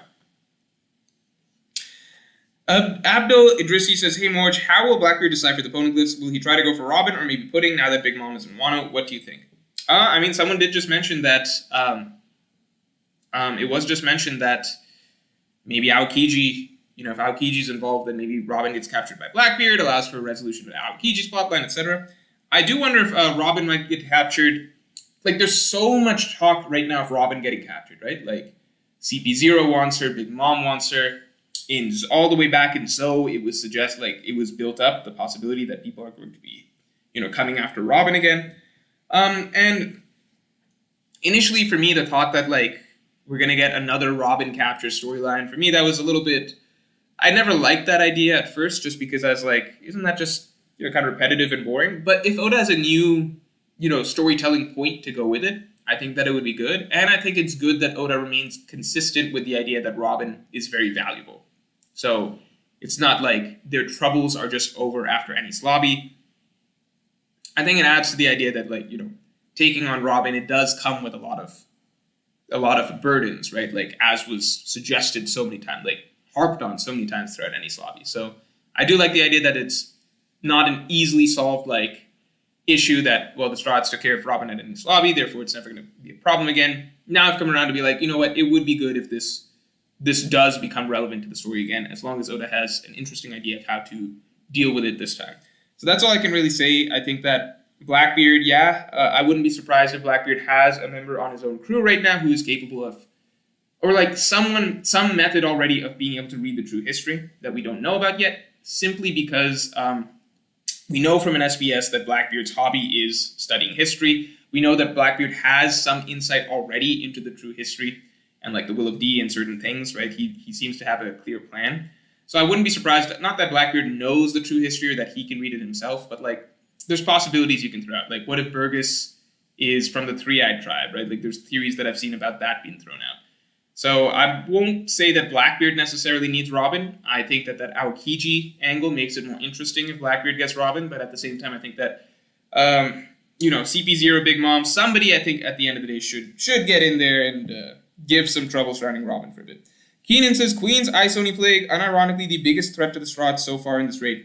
Yes, it is unironically was the biggest threat. That was probably the longest running issue that most of the...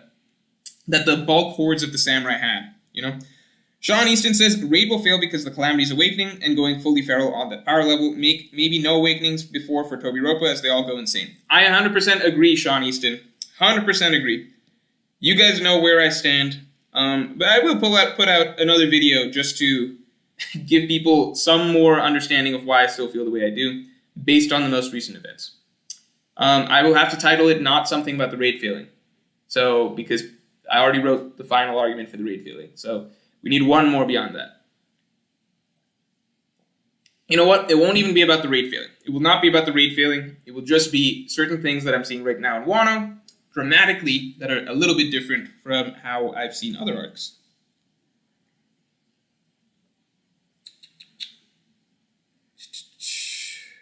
Alright. How do we feel about this? How do we feel about this? How do we feel about this tier list? I put a lot of things in A. I think what it just basically became was like, A was I liked the chapter, S was I really liked the chapter, B was I was moderate towards the chapter, and then C was like, didn't particularly care for it, and then D was like, I thought it was genuinely bad. I think that's basically what it became. Like S is like, loved, A is like liked, B is neutral, C is didn't care for it, D is really disliked it.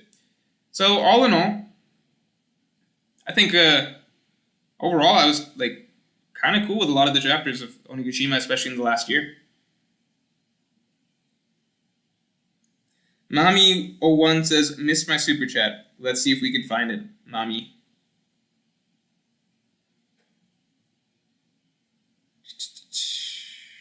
Where are you?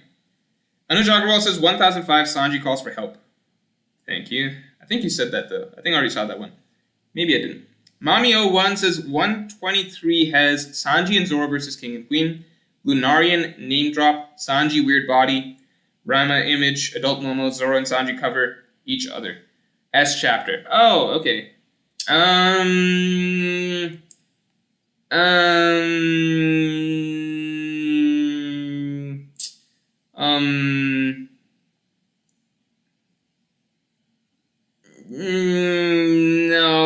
still like the S tier chapters for like a little bit more. There's a little bit more that I liked out of the S tier chapters. A little bit more. So I get it. It was like, maybe it's like my favorite out of the A tiers or something like that if I reread it, but not quite there. 1027, I think I can solidly drop to B. Now I'm remembering. 1027. I think some of these can basically be dropped to B. So I think like maybe I like this one. I think I like this one. I think I like this one. Like this one. Maybe this goes in B. Maybe, I like Killer vs. Hawkins. I like Killer vs. Hawkins. Maybe 1002? I don't know. I'm just trying to find some stuff to bump. I think 1002 I can put below. That's kind of all I got. It's kind of all I got. Yeah, I'd have to look more closely at these chapters to be like, okay, I'm going to bump this one or that one, basically. Top 5 is not bad, says Gabe D. Champ. Yeah, I think this is a solid top 5. Solid top 5 chapters of... Can I run a poll through my phone? The Pirate here says, how would your S tier rankings change when compared to all of One Piece? That's too hard, because then, like... I mean, then not a single one of these would be an S tier, right? Because then you're comparing to... It's not fair. You're comparing to chapters like... That's not even to be mean to Wano, but, like, that's, like... You're comparing to chapters like I Want to Live, or, like, Nothing Happened, or, like, Whitebeard's death, or Ace's death, or, like, Help Me, or, like, Chopper's backstory, or, like, Robin's backstory, or, like, Luffy defeating Lucci, or, like, you know, Ain't Like It's Hell Here, same chapter, like, Luffy punching the World Noble, or, like... There's... Even Raizo Dono is safe. I would probably put... I would put Raizo as safe above any of these. Maybe... Like, I really like the Sanji moment quite a bit. The Sanji moment was the first chapter that, like... I really, really, really felt like Oda did something very special and unique for a Straw Hat. That was very memorable. I think the fallout from it wasn't, like, where it went. Because it was partway through a fight. Right? I think that the follow-up to it makes it like a little less strong. So, yeah, I think that even this wouldn't really make any S-tier stuff for me personally. But, yeah, like, you know, it's very hard. Like, if you're talking about all of One Piece, like, how many, like, God-tier, etched into your memory type panels are there from all, like, chapters are there from all of One Piece? That's way too much stuff to compare to anything here, in my opinion. I would say, let me think. Even in Wano itself, stuff like Roger Laughed. I think Odin's boiling chapter was amazing. I think that is a classic One Piece chapter in my opinion. I think Yasuo's death was stronger than anything here in my opinion. I did like Yasuo's death quite a bit. 1010 is good though. 1010 is really good for its own reasons. I don't dislike hype stuff. Like, Gear Second is probably one of my favorite chapters in One Piece. Like, hype is really important to the enjoyment of One Piece. Like, hype is one of the things One Piece does best. So 1010 is also, like, really tippy top tier chapter. Chapter 967 is the greatest of all time. Yeah, I mean, like, 967, 957 if you want to get to that. Like, it's a lot of stuff.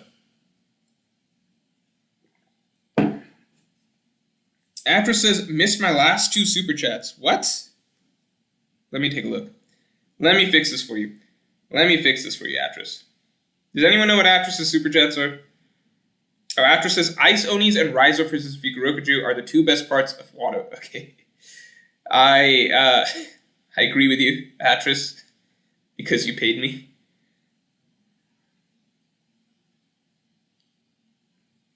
Where's Atras' other super chat? Where is it? Someone tell me what it was. I need this information. Alright, I cannot find it. I will wait for a trusty mod to locate it and bring it to my attention. Thank you very much. Oh, wait, missed super chat from Atras. Thanks, Phantom Free Fire.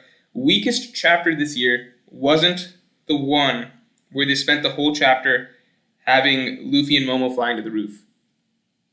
I don't think I said it was. I think that was 1025, right? I never said that was the weakest chapter of the year. unless you're saying it was and you put a typo, I don't think that was the weakest.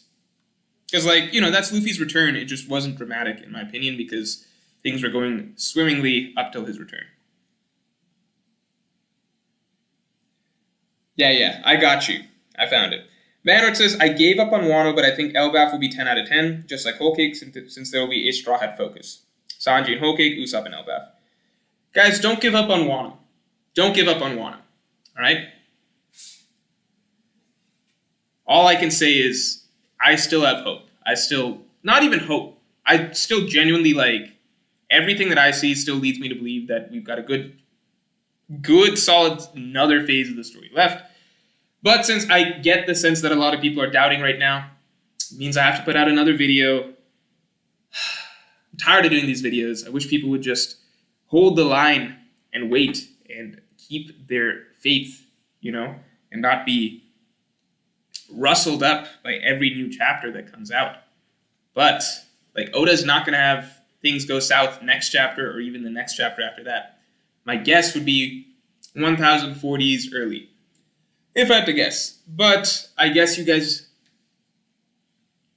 need a video in the meantime to kind of reaffirm that no, things are going to happen better as Wano progresses. So I will do that. The pirate here says, what did you think of last chapter's Usopp speech? It's just like, it's a perfectly fine speech. The speech itself is not the problem. I think it's a perfectly, I said in the chapter review, I thought it was a good speech for Usopp to give for the samurai, specifically because it kind of calls out their overly, let's say, honorable position on death, right? Keep in mind, this whole Wano arc literally begins, chapter 909, with a chapter called Seppuku, right? It literally begins with that. So that's a heavy idea playing out throughout the Wano arc. So, that honorable death. So Usopp kind of dispelling that notion, I thought that's good. However, it's what it's in response to that makes it kind of, like, let's just hope that these scabbards die. That's all I can say. Because it's in response to Oda doing this elaborate death fake-out thing, which is just, there's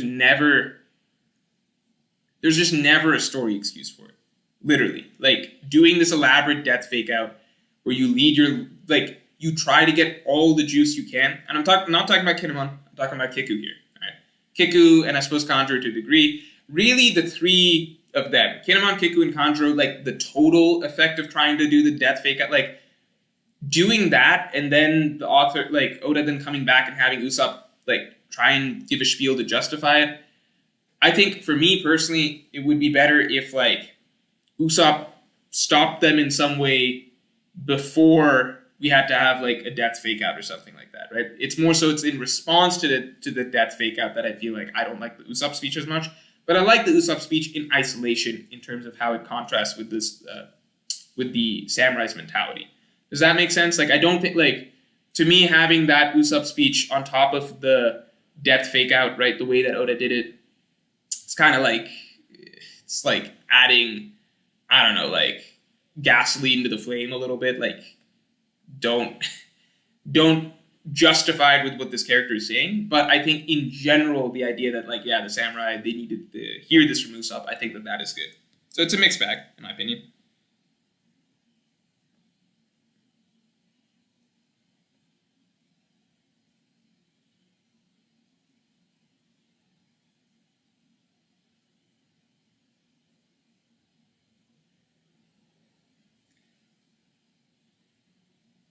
Do we think Kanjuro is dead?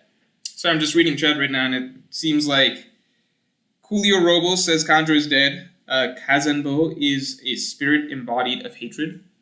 Do we think Kanjuro is dead after everything we've seen? Because Kanjuro dying, I'm inclined to say no. I think Kanjuro will survive.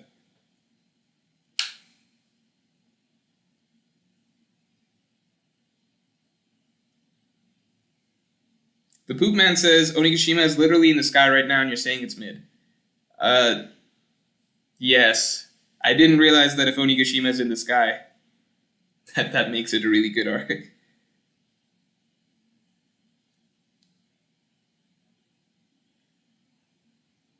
Pedro ain't dead either, says St. John. No, Pedro has to be dead. Pedro, you guys don't understand.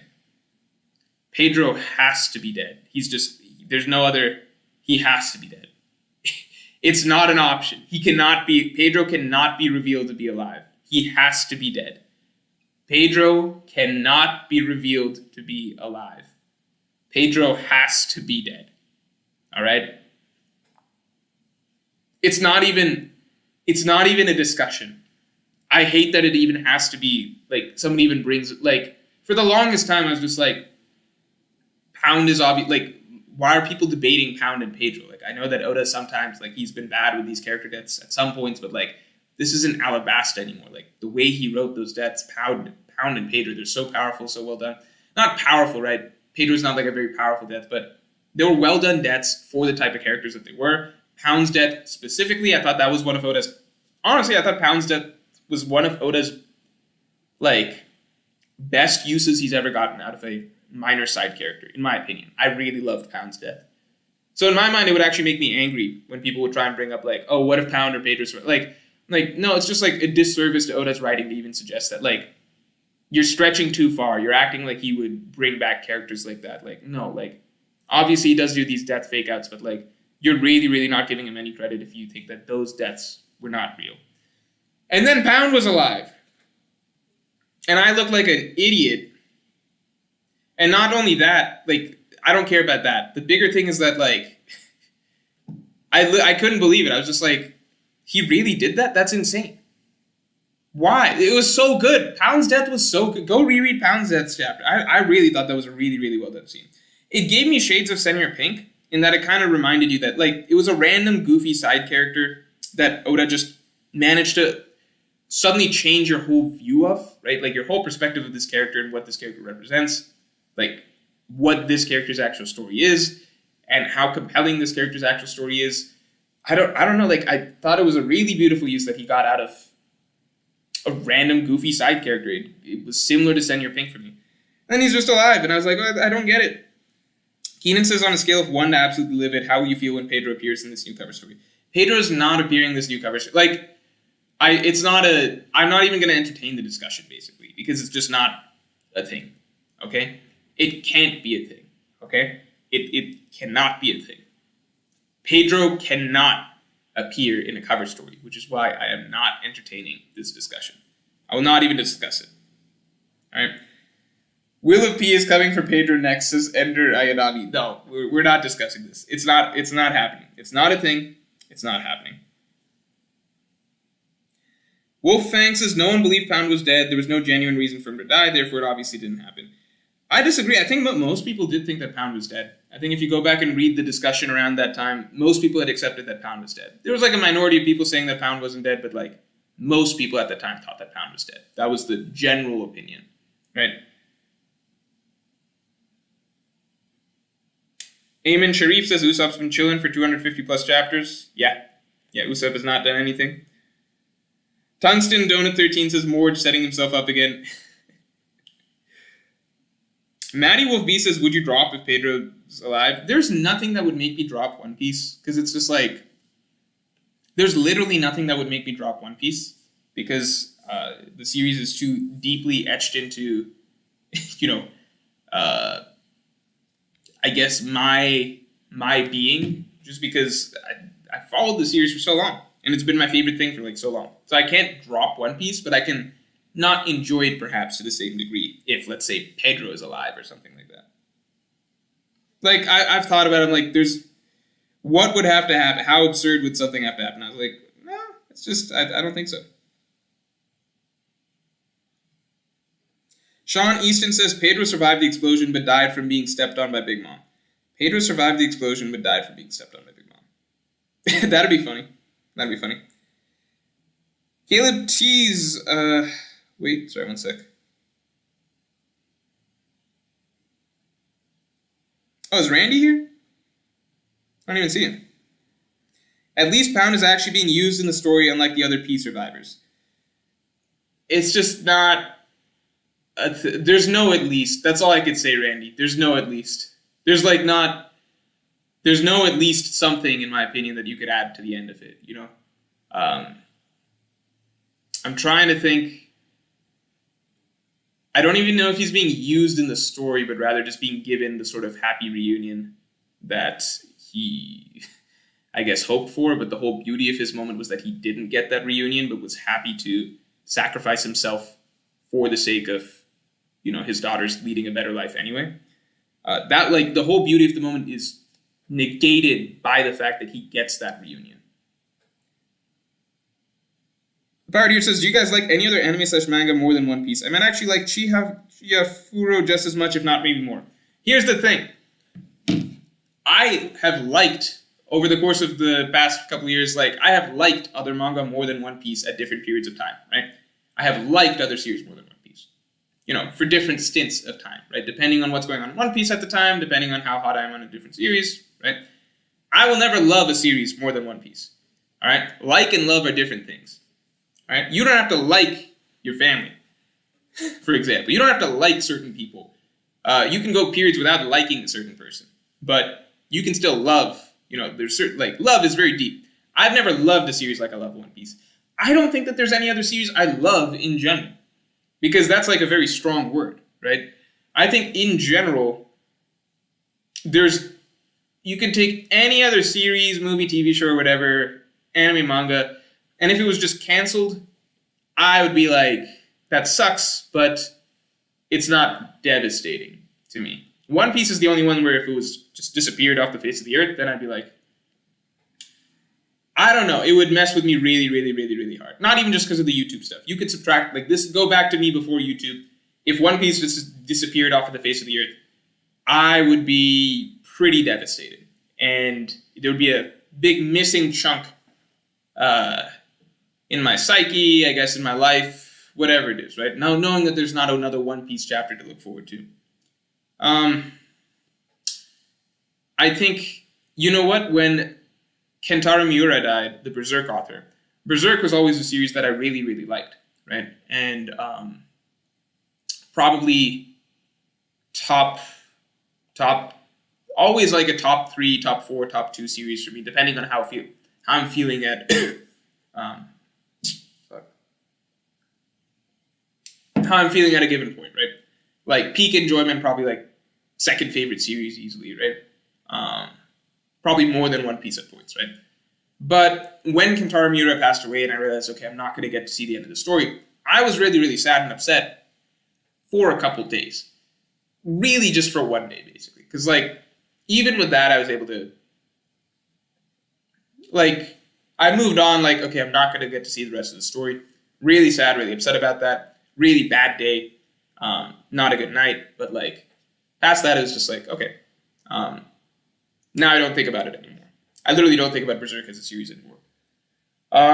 Not because it's not a great series, and not because I didn't really like the series, but just once there's pretty much any other series in the world, if it just disappeared off the face of the earth, I'd just be sad probably for the immediate, but then past it, I'd probably mentally readjust right away and probably stop thinking about that series past a certain point. One Piece, not the same. Too deeply ingrained. Randy Troy says sleeping. Randy says sleeping on 1034, top 5 easy. We share 3 of our top 5. That's good. Wait, what do we share? That's interesting. My guess would be 1010, 1026, and 1031. Also have no idea what happened in 1034. What's 1034?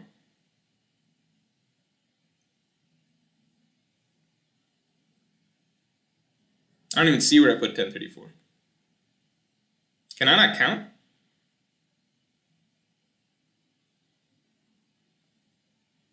Oh, is it Sanji beating Queen? Yeah, I liked it at the it is Sanji beating Queen, right?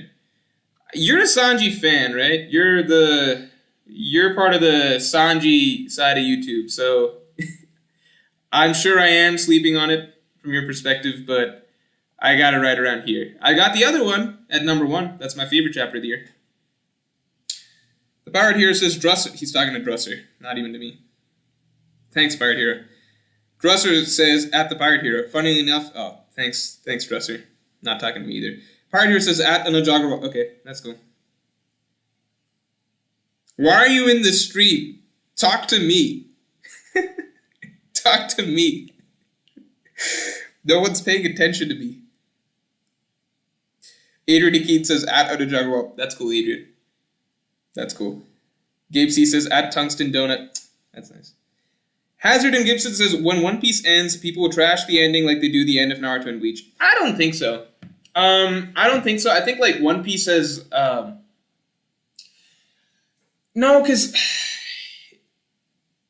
How do I say this? Like, I think obviously, if Oda really goes off the rails, then sure, I guess people will trash it. But the reality is that Naruto and Bleach, you know for a fact that they were not well planned. Like, the author was not writing with a plan in mind for, like, a clear, clean cut, like, not just like, oh, I want to end the series with, like, Naruto and Sasuke, Naruto versus Sasuke, right? I'm sure he had that stuff in mind. But you know that those series were not, like, deeply, intricately planned series like One Piece is, right? So with One Piece, the difference is not that, like, it's going to feel like, I very, very much doubt that it's ever going to feel with One Piece like things are being made up towards the end, or not even made up, like, it's going to feel like there is, everything that's happening now has a tremendous amount of build-up and setup and is connecting a lot of things from the past, okay? Whereas, I'm not saying Naruto and Bleach, the endings were just totally made up or not set up from things in the past, right? But maybe not as elegantly set up over a long period of time and as intricately and complex, with as much complex detail and connections and foreshadowing and, developing plot threads as One Piece, right? So I think that no matter what, One Piece is going to avoid, I guess, the same level of criticism as those series endings. But what Oda can still potentially do is mess up, in terms of rushing, pacing, maybe skipping certain parts, stuff like that, right? So I think no matter what, we will all feel like, most people will feel like the ending is satisfying in some way, because Oda will likely be able to check off all sorts of major, large-scale things, like even just all of the Straw Hat's dreams, right? Even just all of the Straw Hat's dreams, finding out the will of D, Luffy versus Blackbeard, Marines getting taken down, Celestial Dragons being dethroned, all the secrets of the world being revealed. We're going to get all of those things. And I think a lot of people will be satisfied no matter what, as long as we get a lot of those things. So I think you're going to have 50% of One Piece fans satisfied no matter what. Then I think another 50%, it'll be more dependent on, like, okay, does it all feel right? Like, does it feel like Oda's moving by too fast? Does it feel like, things are maybe a little bit rushed in points? Does it feel like maybe Oda could have spent more time, but he tried to do too much, too chaotic, things like that? But I think even among that percentage, they're not, like, as long as we're getting most of the stuff delivering on most of the stuff that Oda has clearly thought about, I'm sure that most people will still think of it as at least, like, a decent ending, maybe not the highs of earlier in the series. And this is worst case scenario. Like, worst case scenario. Best case scenario is Oda's able to end it exactly at the pacing that he likes, no sense of rush. He's able to manage the large cast of characters he will inevitably have at the ending. And we'll get basically the best ending in, fantasy history. In my, at least from my biased perspective, my hope. Give me a second. Abdel Idrissi says, Oda needs to go full demons. Fuck. Let me catch up. Hold on. Abdel Idrissi says, Oda needs to go full Demon Slayer mode on Kiku and the gang. Full Demon Slayer mode on Kiku and the gang. Don't spoil Demon Slayer for me, because I don't know. I've actually watched a few episodes. Sean Easton says Pedro survived the explosion, but died from... Oh, no, we covered that. Dying from being stepped on by Big Mom is probably a lot of people's fantasies. Maybe not Big Mom specifically, but, Gabe C says, next Movie Morge vid when? I've had to put a pause on Movie Morge for a bit, just because I'm so focused on other shit at the moment. Not even One Piece or YouTube related. The business that I do is basically very, very intensive right now, because we're picking up some clients pretty fast.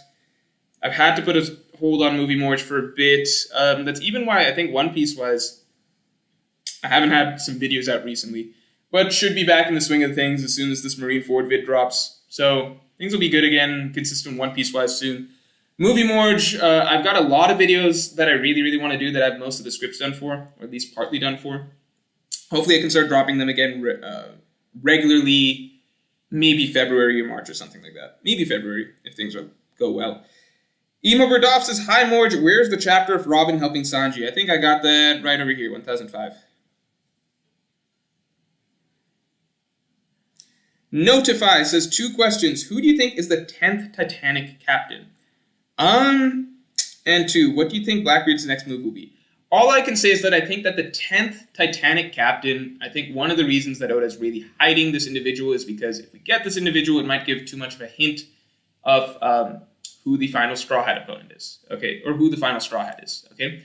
So, example, let's say the 10th Titanic captain is a woman, right?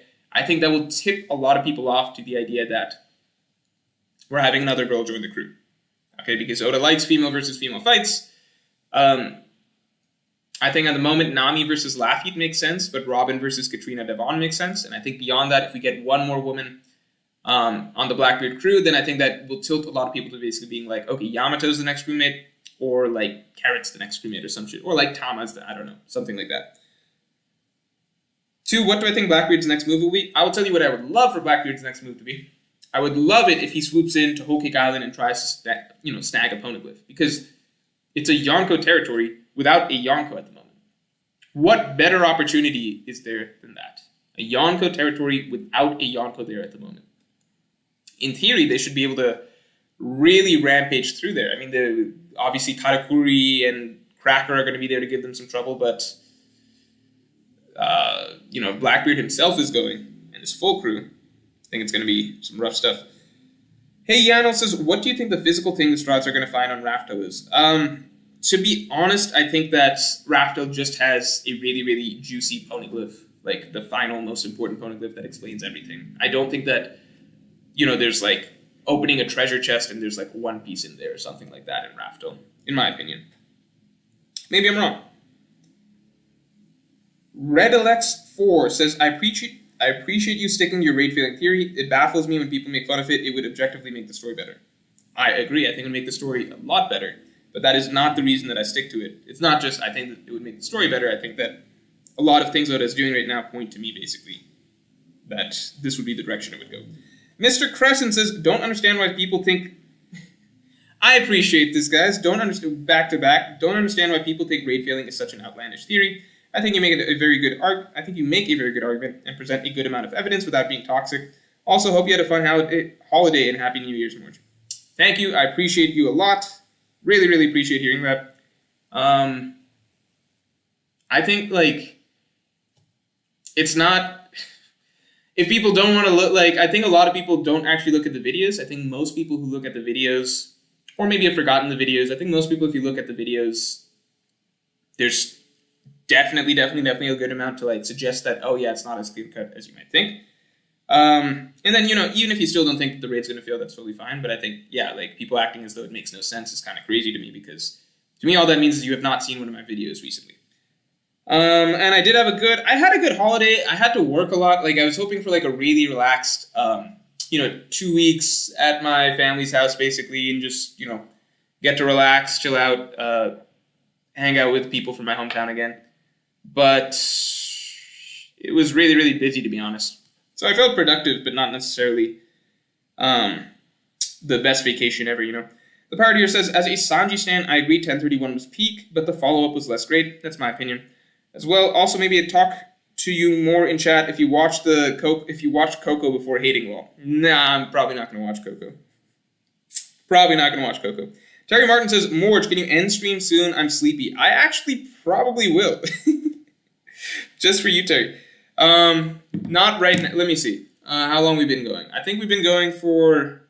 When did I start? I started probably... I think we've been going for over 2 hours now, right? So I'll probably call stream in 20 minutes. I think 20 minutes might be good. Why am I still here? Why am I still on this page? There's nothing more to be done on this page.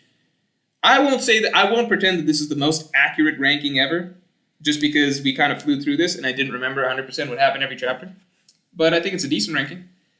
Also, we did not crowdsource the opinions. Oh, shit. I didn't ruin my camera. We did not crowdsource the opinions, so I did not get to see the community's opinions, thank God. Ishnavin says, do you think One Piece will eventually be recognized by the wider fantasy genre community as one of the true greats? It's good to see you back, Morge. I think it definitely depends. I think it could be. But I think it depends on... it has to end strong, I think. It has to end strong, and then word of mouth has to be strong enough that, it picks up, kind of. right? Netflix show, there's like a 1% chance that helps it out. Not because I'm negative about the Netflix show, but just because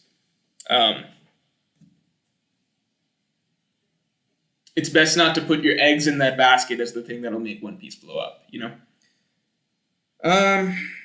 Peel Rayman says, Morge, did you know Laugh Tale is in space? I think I've said before that I think it's on the moon. Could be on the moon. Or some trip to the moon is involved. Julio Robles says, Morge, do you prefer Carrot joining over Yamato?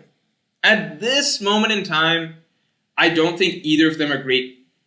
I think that there's more that can be done with Carrot to mold her into potentially a Straw Hat than Yamato. I think Yamato's character makes way more sense for her arc heading in the opposite direction of ending up staying in Wano. At least to me at the moment. I think at the moment Yamato makes very little sense to join as a Straw Hat for me.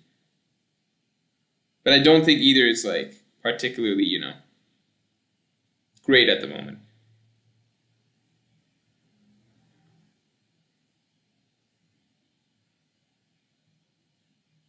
You guys talking about Taylor Swift?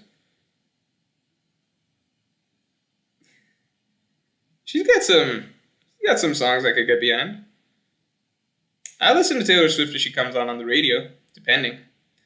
The part here says 10th captain is a Sanji opponent calling him. I think with Sanji, either like Burgess gets some new abilities that make him way stronger than he was before, or the 10th captain has to be a Sanji opponent. Because otherwise, it's just like Sanji right now would probably destroy Burgess, right? Sanji right now, look at what he just did to Queen. He'd probably destroy Burgess. So unless Burgess gets like some major upgrades, it's probably somebody else. Matt Lepore says, hey Morge, how much of the raid will fail is a branding issue? I think most people would not only find it reasonable, but also exciting prospect if instead it was Luffy will lose one more time. So a lot of people also don't like the idea that Luffy's going to lose again, at least as of chapter 1036. It's weird to me because, how do I say this? Okay, how do I say this? For me, it's almost like the opposite. Okay, so I think for a lot of people, last chapter, for example, 1036, they see Luffy, laughing, smiling, having a good time, and being like, I'm going to win. And they're like, oh, this means Luffy's going to win. I am always surprised by that because for me, it's always the opposite, okay? If we had cut back in chapter 1036, so let's see, imagine all of chapter 1036, okay? Sorry. 1036, Oda's telling us the things that still need to be done. Yokai has to be stopped. Onigashima has to be stopped, right? Big Mom has to be taken down. Kaido has to be taken down, right? Now, if we cut to, then in 1036, end of it, Luffy and Kaido, and Luffy's really struggling, right? Atmosphere is heavy. Kaido's like telling him there's no way you can win. Something along those lines, right? Just make up your own dialogue. Copy and paste from whatever you understand serious situations against final boss energy to be like, okay? So if it had been like that, if it had been heavy, imagine Luffy and Katakuri. Like, Luffy and Katakuri were regularly checking back every chapter, and it was like, Luffy's got a mountain that, like, this seems impossible, right? If we were set up like that, what's funny to me is I think a lot of people would be messaging me being like, Morge, looks like you're right. Luffy's going to lose. The raid's going to fail. No. If we got a chapter like that, I would be saying I was probably wrong. It looks like Luffy is going to succeed against all odds because that's how you set up a final. Like, that's the energy you normally feel in a final battle, right? You normally have Luffy really, really, really like in a dire situation and having to rise to certain heights to be able to overcome it. You can look at any final fight that Luffy's had throughout the series, right? But instead we get the opposite, a very happy, carefree, cocky Luffy, right? So to me, it's the opposite. But instead people are like, oh, so Luffy's going to win. Do you guys get what I'm saying? We can even go back to like that panel where Kaido defeated Luffy, right? Kaido defeated Luffy the second time, okay? So initially, when that happened, I was like, whoa, that's kind of scary. A lot of people were messaging me at that chapter being like, Morge, the raid's going to fail, Look at what just happened to Luffy. I was like, no, it makes no sense for the raid to fail right now because, like, if this is happening, if anything, this is possibly a setup for Luffy to now come back from something and defeat Kaido. However, on further look, I was like, wait, but Kaido's talking about how this won't affect people's morale. Luffy bounces back just fine. Tone doesn't shift. The alliance is perfectly fine after it. So I was like, okay, red herring. Do you guys see what I'm saying? Like, to me, everything that happens kind of like, the way drama works is it's the reverse of what you're initially being shown, right? You see the main character really struggling. You're set up for some really powerful moment for the main character to step up and overcome some odds, right? You see the main character having no problem. It's the other way around. Something setting up for the main character to experience something that is not what you would naturally expect based on the tone of the situation. Obviously, there are millions of exceptions you can find, right? Luffy versus Urashima. Just because Luffy's cocky during that doesn't mean Luffy's going to lose, right? But you have to apply context to it over and over. So, you guys get what I'm saying? To me, it's just like a little frustrating that like every time, like what you guys picture maybe as like indicators of the raid failing are kind of the opposite to me of what I would take as indicators of the raid failing. For me, indicators of this being the final battle would be things that actually make this scene really, really difficult, or actually make it seem as though this might be a hopeless scenario, or actually make it seem like they're about to have to overcome overwhelming odds and they have very little chances, and Luffy's really, really struggling. He's on his like last legs, or like seems to feel like there's almost no hope to take down Kaido. Tremendous casualties or something like that looming if Kaido takes down Luffy. And then the protagonist wins. To me, everything that's happening right now indicates that the raid will fail precisely because it's all happening so fluidly. It's happening so easily, happening really without a tremendous amount of tension. So does that make sense? Sorry for the long speech, but basically like that's why it's a little frustrating having I think the video that I put out might be addressing a bit of that. Because I think that's why I have so much trouble like with reactions to chapters, because like it's like every chapter things are kind of getting heavy, right? Those are chapters people are telling me, oh, looks like the raid's gonna fail. When for me that's the opposite. I'm like, okay, maybe Oda's ramping it up for the finale of this arc, and then it's not actually that. Things kind of just turn light right afterwards. Okay, versus chapters where like characters are like, yeah, this is going great, we're gonna win, like all the samurai pumping their fists and yelling, we're gonna win, which was literally a panel that happened like very recently. I think like one of these chapters was that, basically. Stuff like that has me going like, okay, this seems obviously like they're going to lose, but all of the readers are like, oh, looks like they're going to win. So that's kind of like just a different way that I'm looking at the tone of things. And maybe I turn out to be entirely wrong. Again, I have to stress that over and over. Maybe I turn out to be entirely wrong, but that would be very confusing to me if like Oda's just doing things in like a very, very strange manner for how he writes and how really any writer writes. Real Raymond says, wait, no, we covered this. Zilla DeB says, when is Smoker joining the crew, Morch? Let's get through Wano first, then we'll get to that. Terry Martin says, I think Yamato joining depends on the state Wano is in after Act 5. Odin's mistake was leaving the country in a time of need, not just that he left. That's true, but Odin, no, not 100% true. Because they didn't know it was a time of need until, Odin kind of visited back, right? Odin left Wano when Wano was pretty much fine. And then two, it was what happened in his absence. So Kaido and Orochi coming in his absence, that was bad.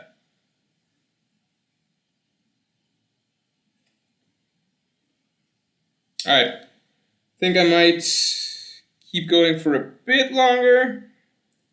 Maybe, what time is it over there? 10:15 maybe I'll call it on the East Coast? I think that might be good. Stefan D. Cohen says, this seems like the first time everything goes according to plan in a way. Yeah, and that's not a thing. Ever. It's not a thing. So it would be very, very strange.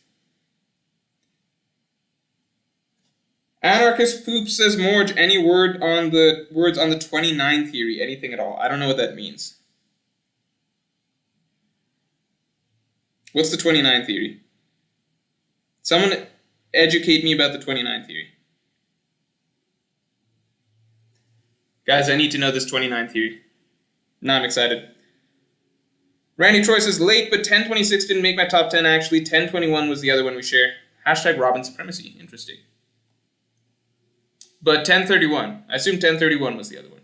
Yeah, I think 1021 and 1031, in my opinion, are the two best Straw Hat chapters in the arc. The Pirate Hero says, favorite music, Morch?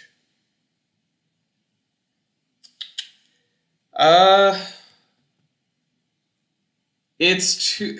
So you guys won't like this, but like, I don't have a like singular artist that I really, really like listening to over and over again. So I guess like a lot of the music I like is kind of just Spotify recommending me very different artists over and over. And like if I find an artist I like, I'll try and listen to more of their music. But it's very often that it turns out I just like one or two songs by them, and then I just need something different from other people. So, I could be generic and say like the one artist that I like the most songs by, very generic. I could just be like the Beatles or something like that, or like I guess Tame Impala to a degree, but not even that much. But like in general, that's not the type of music that I listen to that much on Spotify, right? If I had to pick an artist that I listen to the most, that I like the most songs of, it would probably be the Beatles, but I don't listen to the Beatles that much regularly, right? I guess in general, I could pull up my Spotify right now and see. In general, it's more, I guess, like a little bit indie. I guess everyone listens to indie now. Indie kind of low-key music. That's all I can really say. Let me look at my Spotify real quick. No. Now I'm kind of curious. Let me do some self-reflection. Although I don't know if you guys are like interested in hearing me saying this. Let me take a look. Let me take a quick look. Like Montero. Okay, recent stuff I've been adding to Spotify, like Montero Airlines, like Roma Fade, like Multi Love. These are all songs, not artists. Dreamcatcher by Pink Clouds. I like that a lot. Swim and Sleep, Hero, the record player song, Hanging from the Ceiling, Birds Don't Sing, film credits. Don't know if any of this means anything to you, but those are recent songs. Edwin Vargas says Luffy wouldn't be satisfied unless Kaido lets go of the clouds, so there needs to be one more round. I don't know if that's why, but maybe. Randy says, yep, 1031, 1021, and 1010 are almost objectively the top 3 of the year. Yeah, they're definitely very, very strong. Probably, I don't think that there's really another argument for chapters above those. I could see some people underrating the Robin chapter, so it might depend how much you even like Robin as a character. But I think if you are moderately invested in the Straw Hats storylines, I think that, this clearly is a top-tier chapter for the year. Portka says, you still think Big Mom is going to betray Kaido? If things continue on for a little bit longer, then I am sure that will become a plot point at some point. Adrian Hakeem says, Odin's failure was not staying when he returned. It depends how you view it, right? It depends. It's how Oda wants to frame the messaging, which is like not staying during a time of need versus like leaving in the first place, right? If it's leaving in the first place, it's like Wano needs certain figures, like Yamato's a guardian figure, meaning that she can't just leave when she feels like it and come back whenever she hears there's trouble. Rather, you need somebody there to protect Wano. It depends how Oda frames it. To me, that makes more sense intuitively, personally.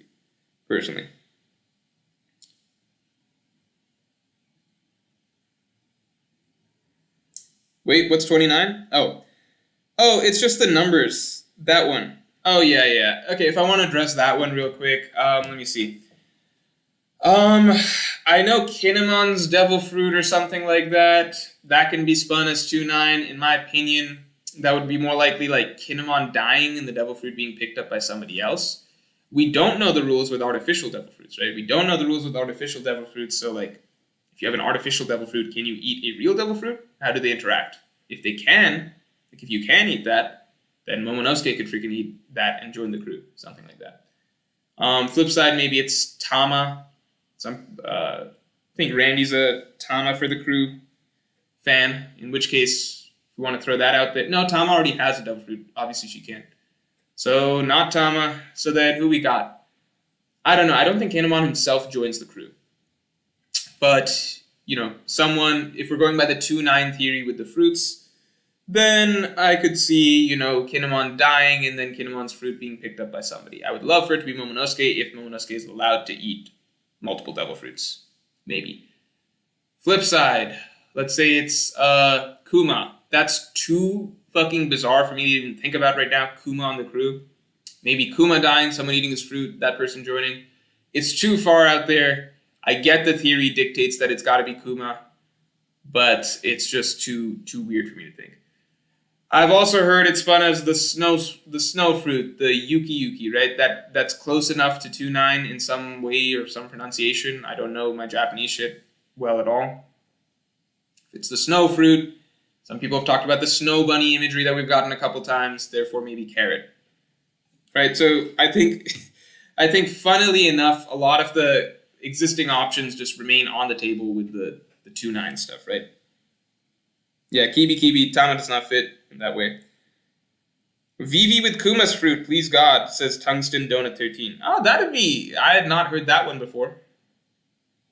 In that manner, Vivi just joins the straw. Like, that's cool. Yeah, Vivi just gets the fruit. Alright, Vivi eats Kuma fruit. Okay, so apparently that's a popular theory. Alright, I'm going to take one more question. One more question. Do one more question, and then we'll call it on that. Yamato gets the invite. I don't know about that. The Sunny eats the pawpaw fruit. That would be insane. Bon Clay will join the Straw Hats, says Terasai. I don't know about that one.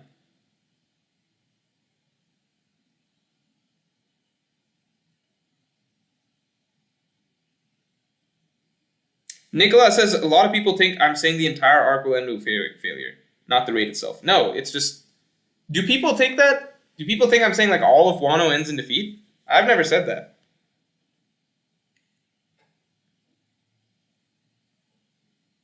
I've always said the raid. Just the raid. Keenan says, Morge, why will Oda bring back Pedro? We're not talking about that, Keenan. Owen Jones says, top 5 anime. That's a fun question. I'm not a big anime. It's too hard because, like, I'm more manga than anime.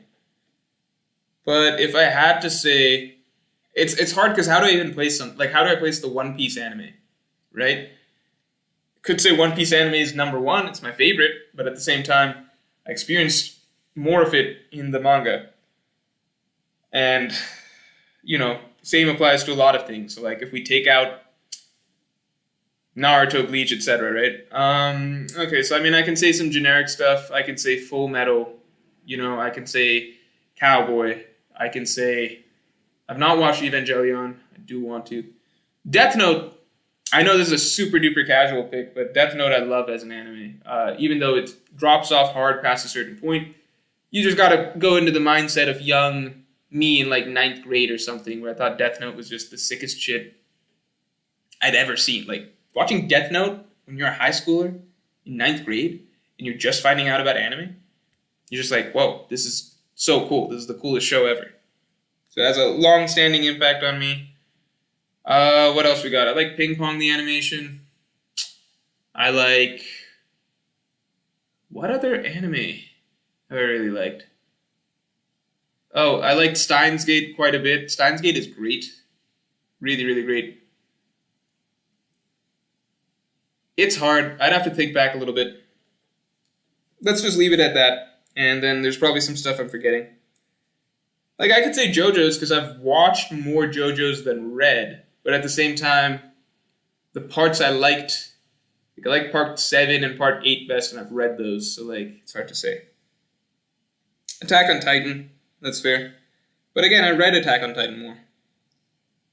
Yeah, I like Ping Pong. I like Ping Pong a lot. The anime. Shinho Wong says, far from home equals far from a good movie, lol. That's funny, Shinho. Didn't realize you were so harsh on it. I have not watched Your Lie in April.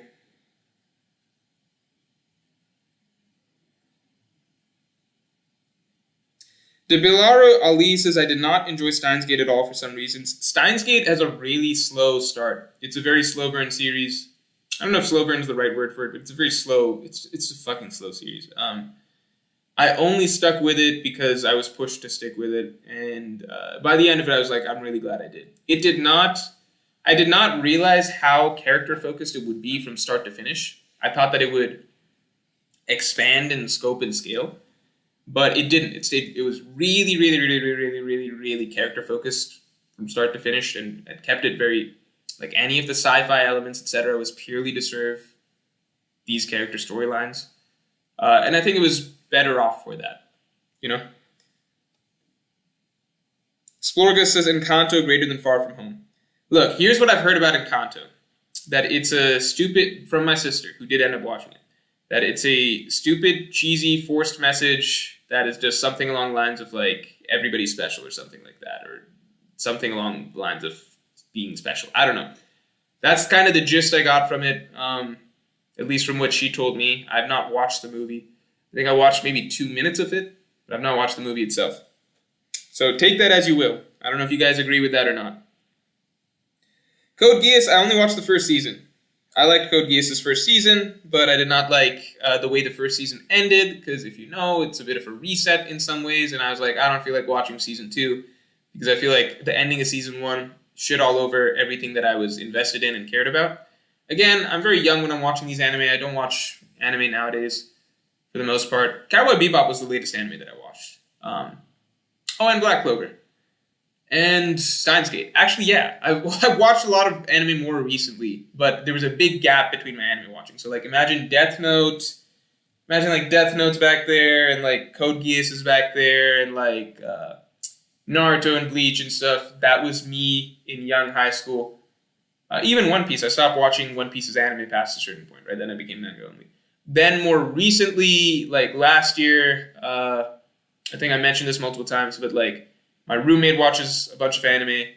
My roommate last year watched a bunch of anime, so he got me to watch several things like Cowboy,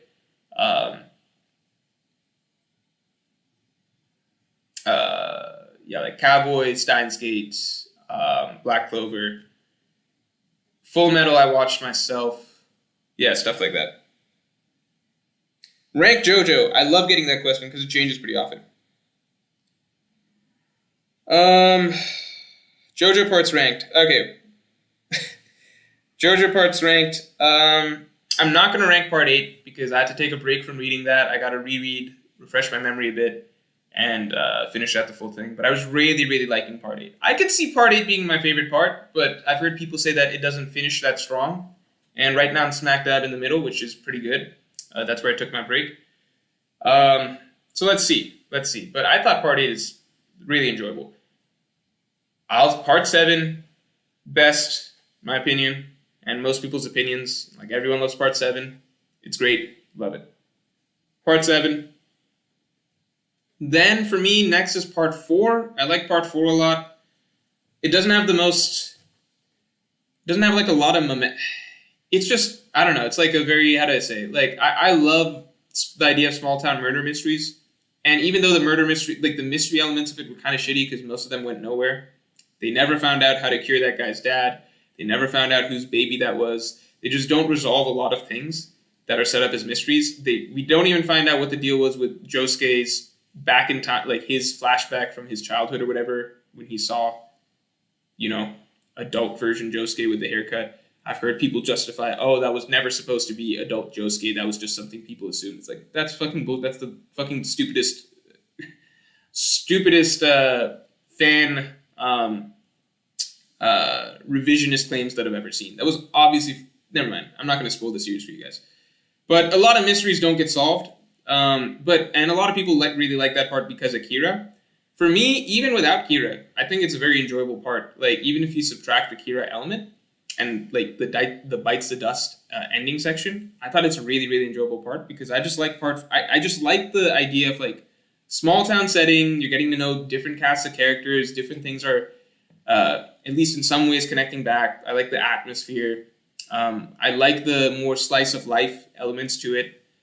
It wasn't truly slice of life, but I like the casual, laid-back atmosphere. It feels like a part that I can kind of revisit over and over again. I can rewatch episodes. I can reread chapters. It's just doesn't have the most momentum or the best, like, to the plot or the best battles or anything like that, or even the best character stuff. But, like, it just feels like a very enjoyable part for me. Like, it's very personal, just enjoyment aspect. Like, I feel like that's a part I can revisit a lot that I just like dropping into. I like dropping back into Moria Town.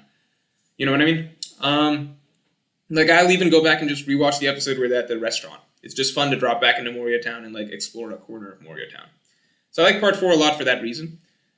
Then, so we got part 7, we got part 4. I then have part 6, actually. I have part 6 because I think the ending section of part 6, it's so hard to justify, because I think it's I did not like the ending of part 6 initially. I think it's really hard to like the ending of part 6 the first time around. Okay?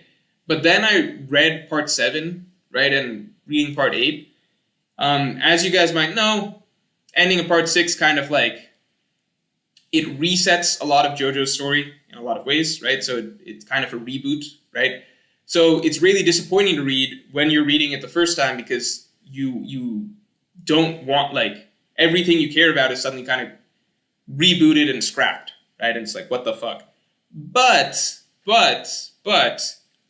once I read part 7 and part 8, now I'm so much more, like, I like those stories so much better, and I'm just totally at peace with this new style of JoJo and this new rebooted JoJo, right? Like, I like the reboot essentially so much more than the original, even though I still like the original.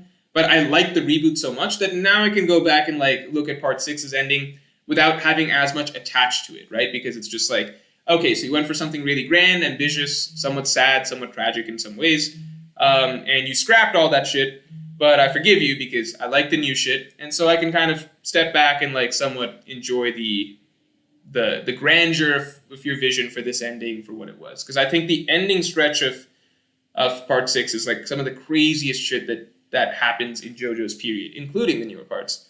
And whether or not the ending was good for that story or not, I don't necessarily know, but I can kind of just enjoy it in a more detached way because I like the newer stuff better anyway, so I don't mind the old series ending in a not satisfactory way, but rather a sort of crazy out of left field way.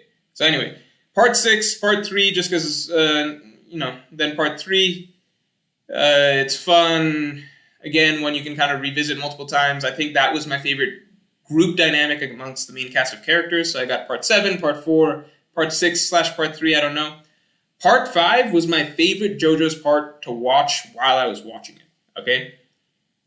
I think Araki nailed so many things about part 5 because high momentum for the plot, for the first time in JoJo's ever. High momentum plot. Up till now, up till part 5, JoJo's was very, very, very low on plot momentum. By that, what I mean is, like, give us singular objectives and stakes and things that we need to work towards to accomplish this goal, to get to that goal, to accomplish this broader goal, etc. JoJo's literally did not have that. It was just, let's just walk through Egypt for a while. Let's just walk through India for a while. We're going to go through this city for a while. We're eventually going to get to Dio, but there's not a lot of plot momentum. It's just fight, move along, fight, etc. Part 4, even more lackadaisical. It was this vague goal of let's catch Kira, but a lot of things kind of just vaguely connected to Kira. Part 5, hardcore, stepped up the plot. So much more momentum driven. Like, I couldn't stop watching, like, episode to episode because, like, he planned out things very well compared to other parts, right? Like, this is when you're going to meet the main boss. This is when you're going to get the next big objective. This is when you're going to get this next big twist, etc., right? And the best fights of the series, easily by far. So, and the best animation. Okay, so part 5, I think during watching it, I was convinced that this was my favorite part. Later on, there's nothing wrong with the part. It's just for whatever reason, I don't feel like revisiting it as much. I think I wasn't as attached to the characters, didn't enjoy the group dynamic as much, did not like Giorno. So for whatever reason, it was my favorite at the time, not my favorite now. And then, you got part 2 and then part 1, the shittiest part. Part 2, the only good part was Joseph himself. That is a long enough explanation to close this stream out. Let me see if I've got any other super chats to respond to. I think that's pretty much, no, my bad. Last question, Mr. Crescent says, what narrative purpose do you think Luffy's second defeat being off-screen has? The simple narrative purpose, I don't even know if this counts as narrative purpose, I think the simple purpose is very literally to convince 99% of One Piece fans that, hey, Luffy got his second loss, which means he's going to win the next time. Okay, I think literally the narrative purpose is a red herring. That is why Oda did it off-screen, so that there's no actual dramatic tension built out of that moment. Again, you can literally read Kaido saying, nothing will change from Luffy being defeated here. The morale will not change. He explicitly says that. And what do you know? Next chapter, they're all celebrating, being like, Luffy's gonna win, Luffy's gonna win, right? Because Momonosuke's like, yeah, it's okay, Luffy will be back and whatever, and everyone's like, okay, then Luffy's gonna win, right? So it does nothing for the narrative tone, nothing for dramatic tension, nothing to raise the stakes, nothing, like, literally does not change a thing, which is, again, what the purpose of most losses are. Luffy himself is completely unaffected, meaning that the simple purpose, right, in my mind, is a simple red herring, right? To me, that indicates that Oda is simply setting up, allowing readers to believe, well, Luffy technically lost twice, skipping the part where the loss actually has any sort of narrative purpose or narrative effect, right? So it's just kind of checking off a box. That's all it is, in my opinion. It checks off a box. Because if you want to write a sort of shock to Luffy losing to Kaido when you think Luffy is going to win, which is kind of the goal if Oda wants to actually, like, create a twist or like a dramatic shift, right, in the story. It's having the main character lose when you think they're going to win, right? Then the best way to set that up is to kind of check off a box in readers' minds and be like, okay, so Luffy can't lose now because he already lost twice, right? Without actually following through on the dramatic tension that should come out of a loss. Now, I would add, right, just that. Well, I guess I won't add it here. I'll save it for a video discussion, I guess. So it does seem to me like I do need to make another video. It'll be out after Marineford, so don't hold your breath for it. But another video is coming. Yeah, I think we'll basically. Think we're good. Yeah, I don't think I have another super chat to respond to or anything like that. So,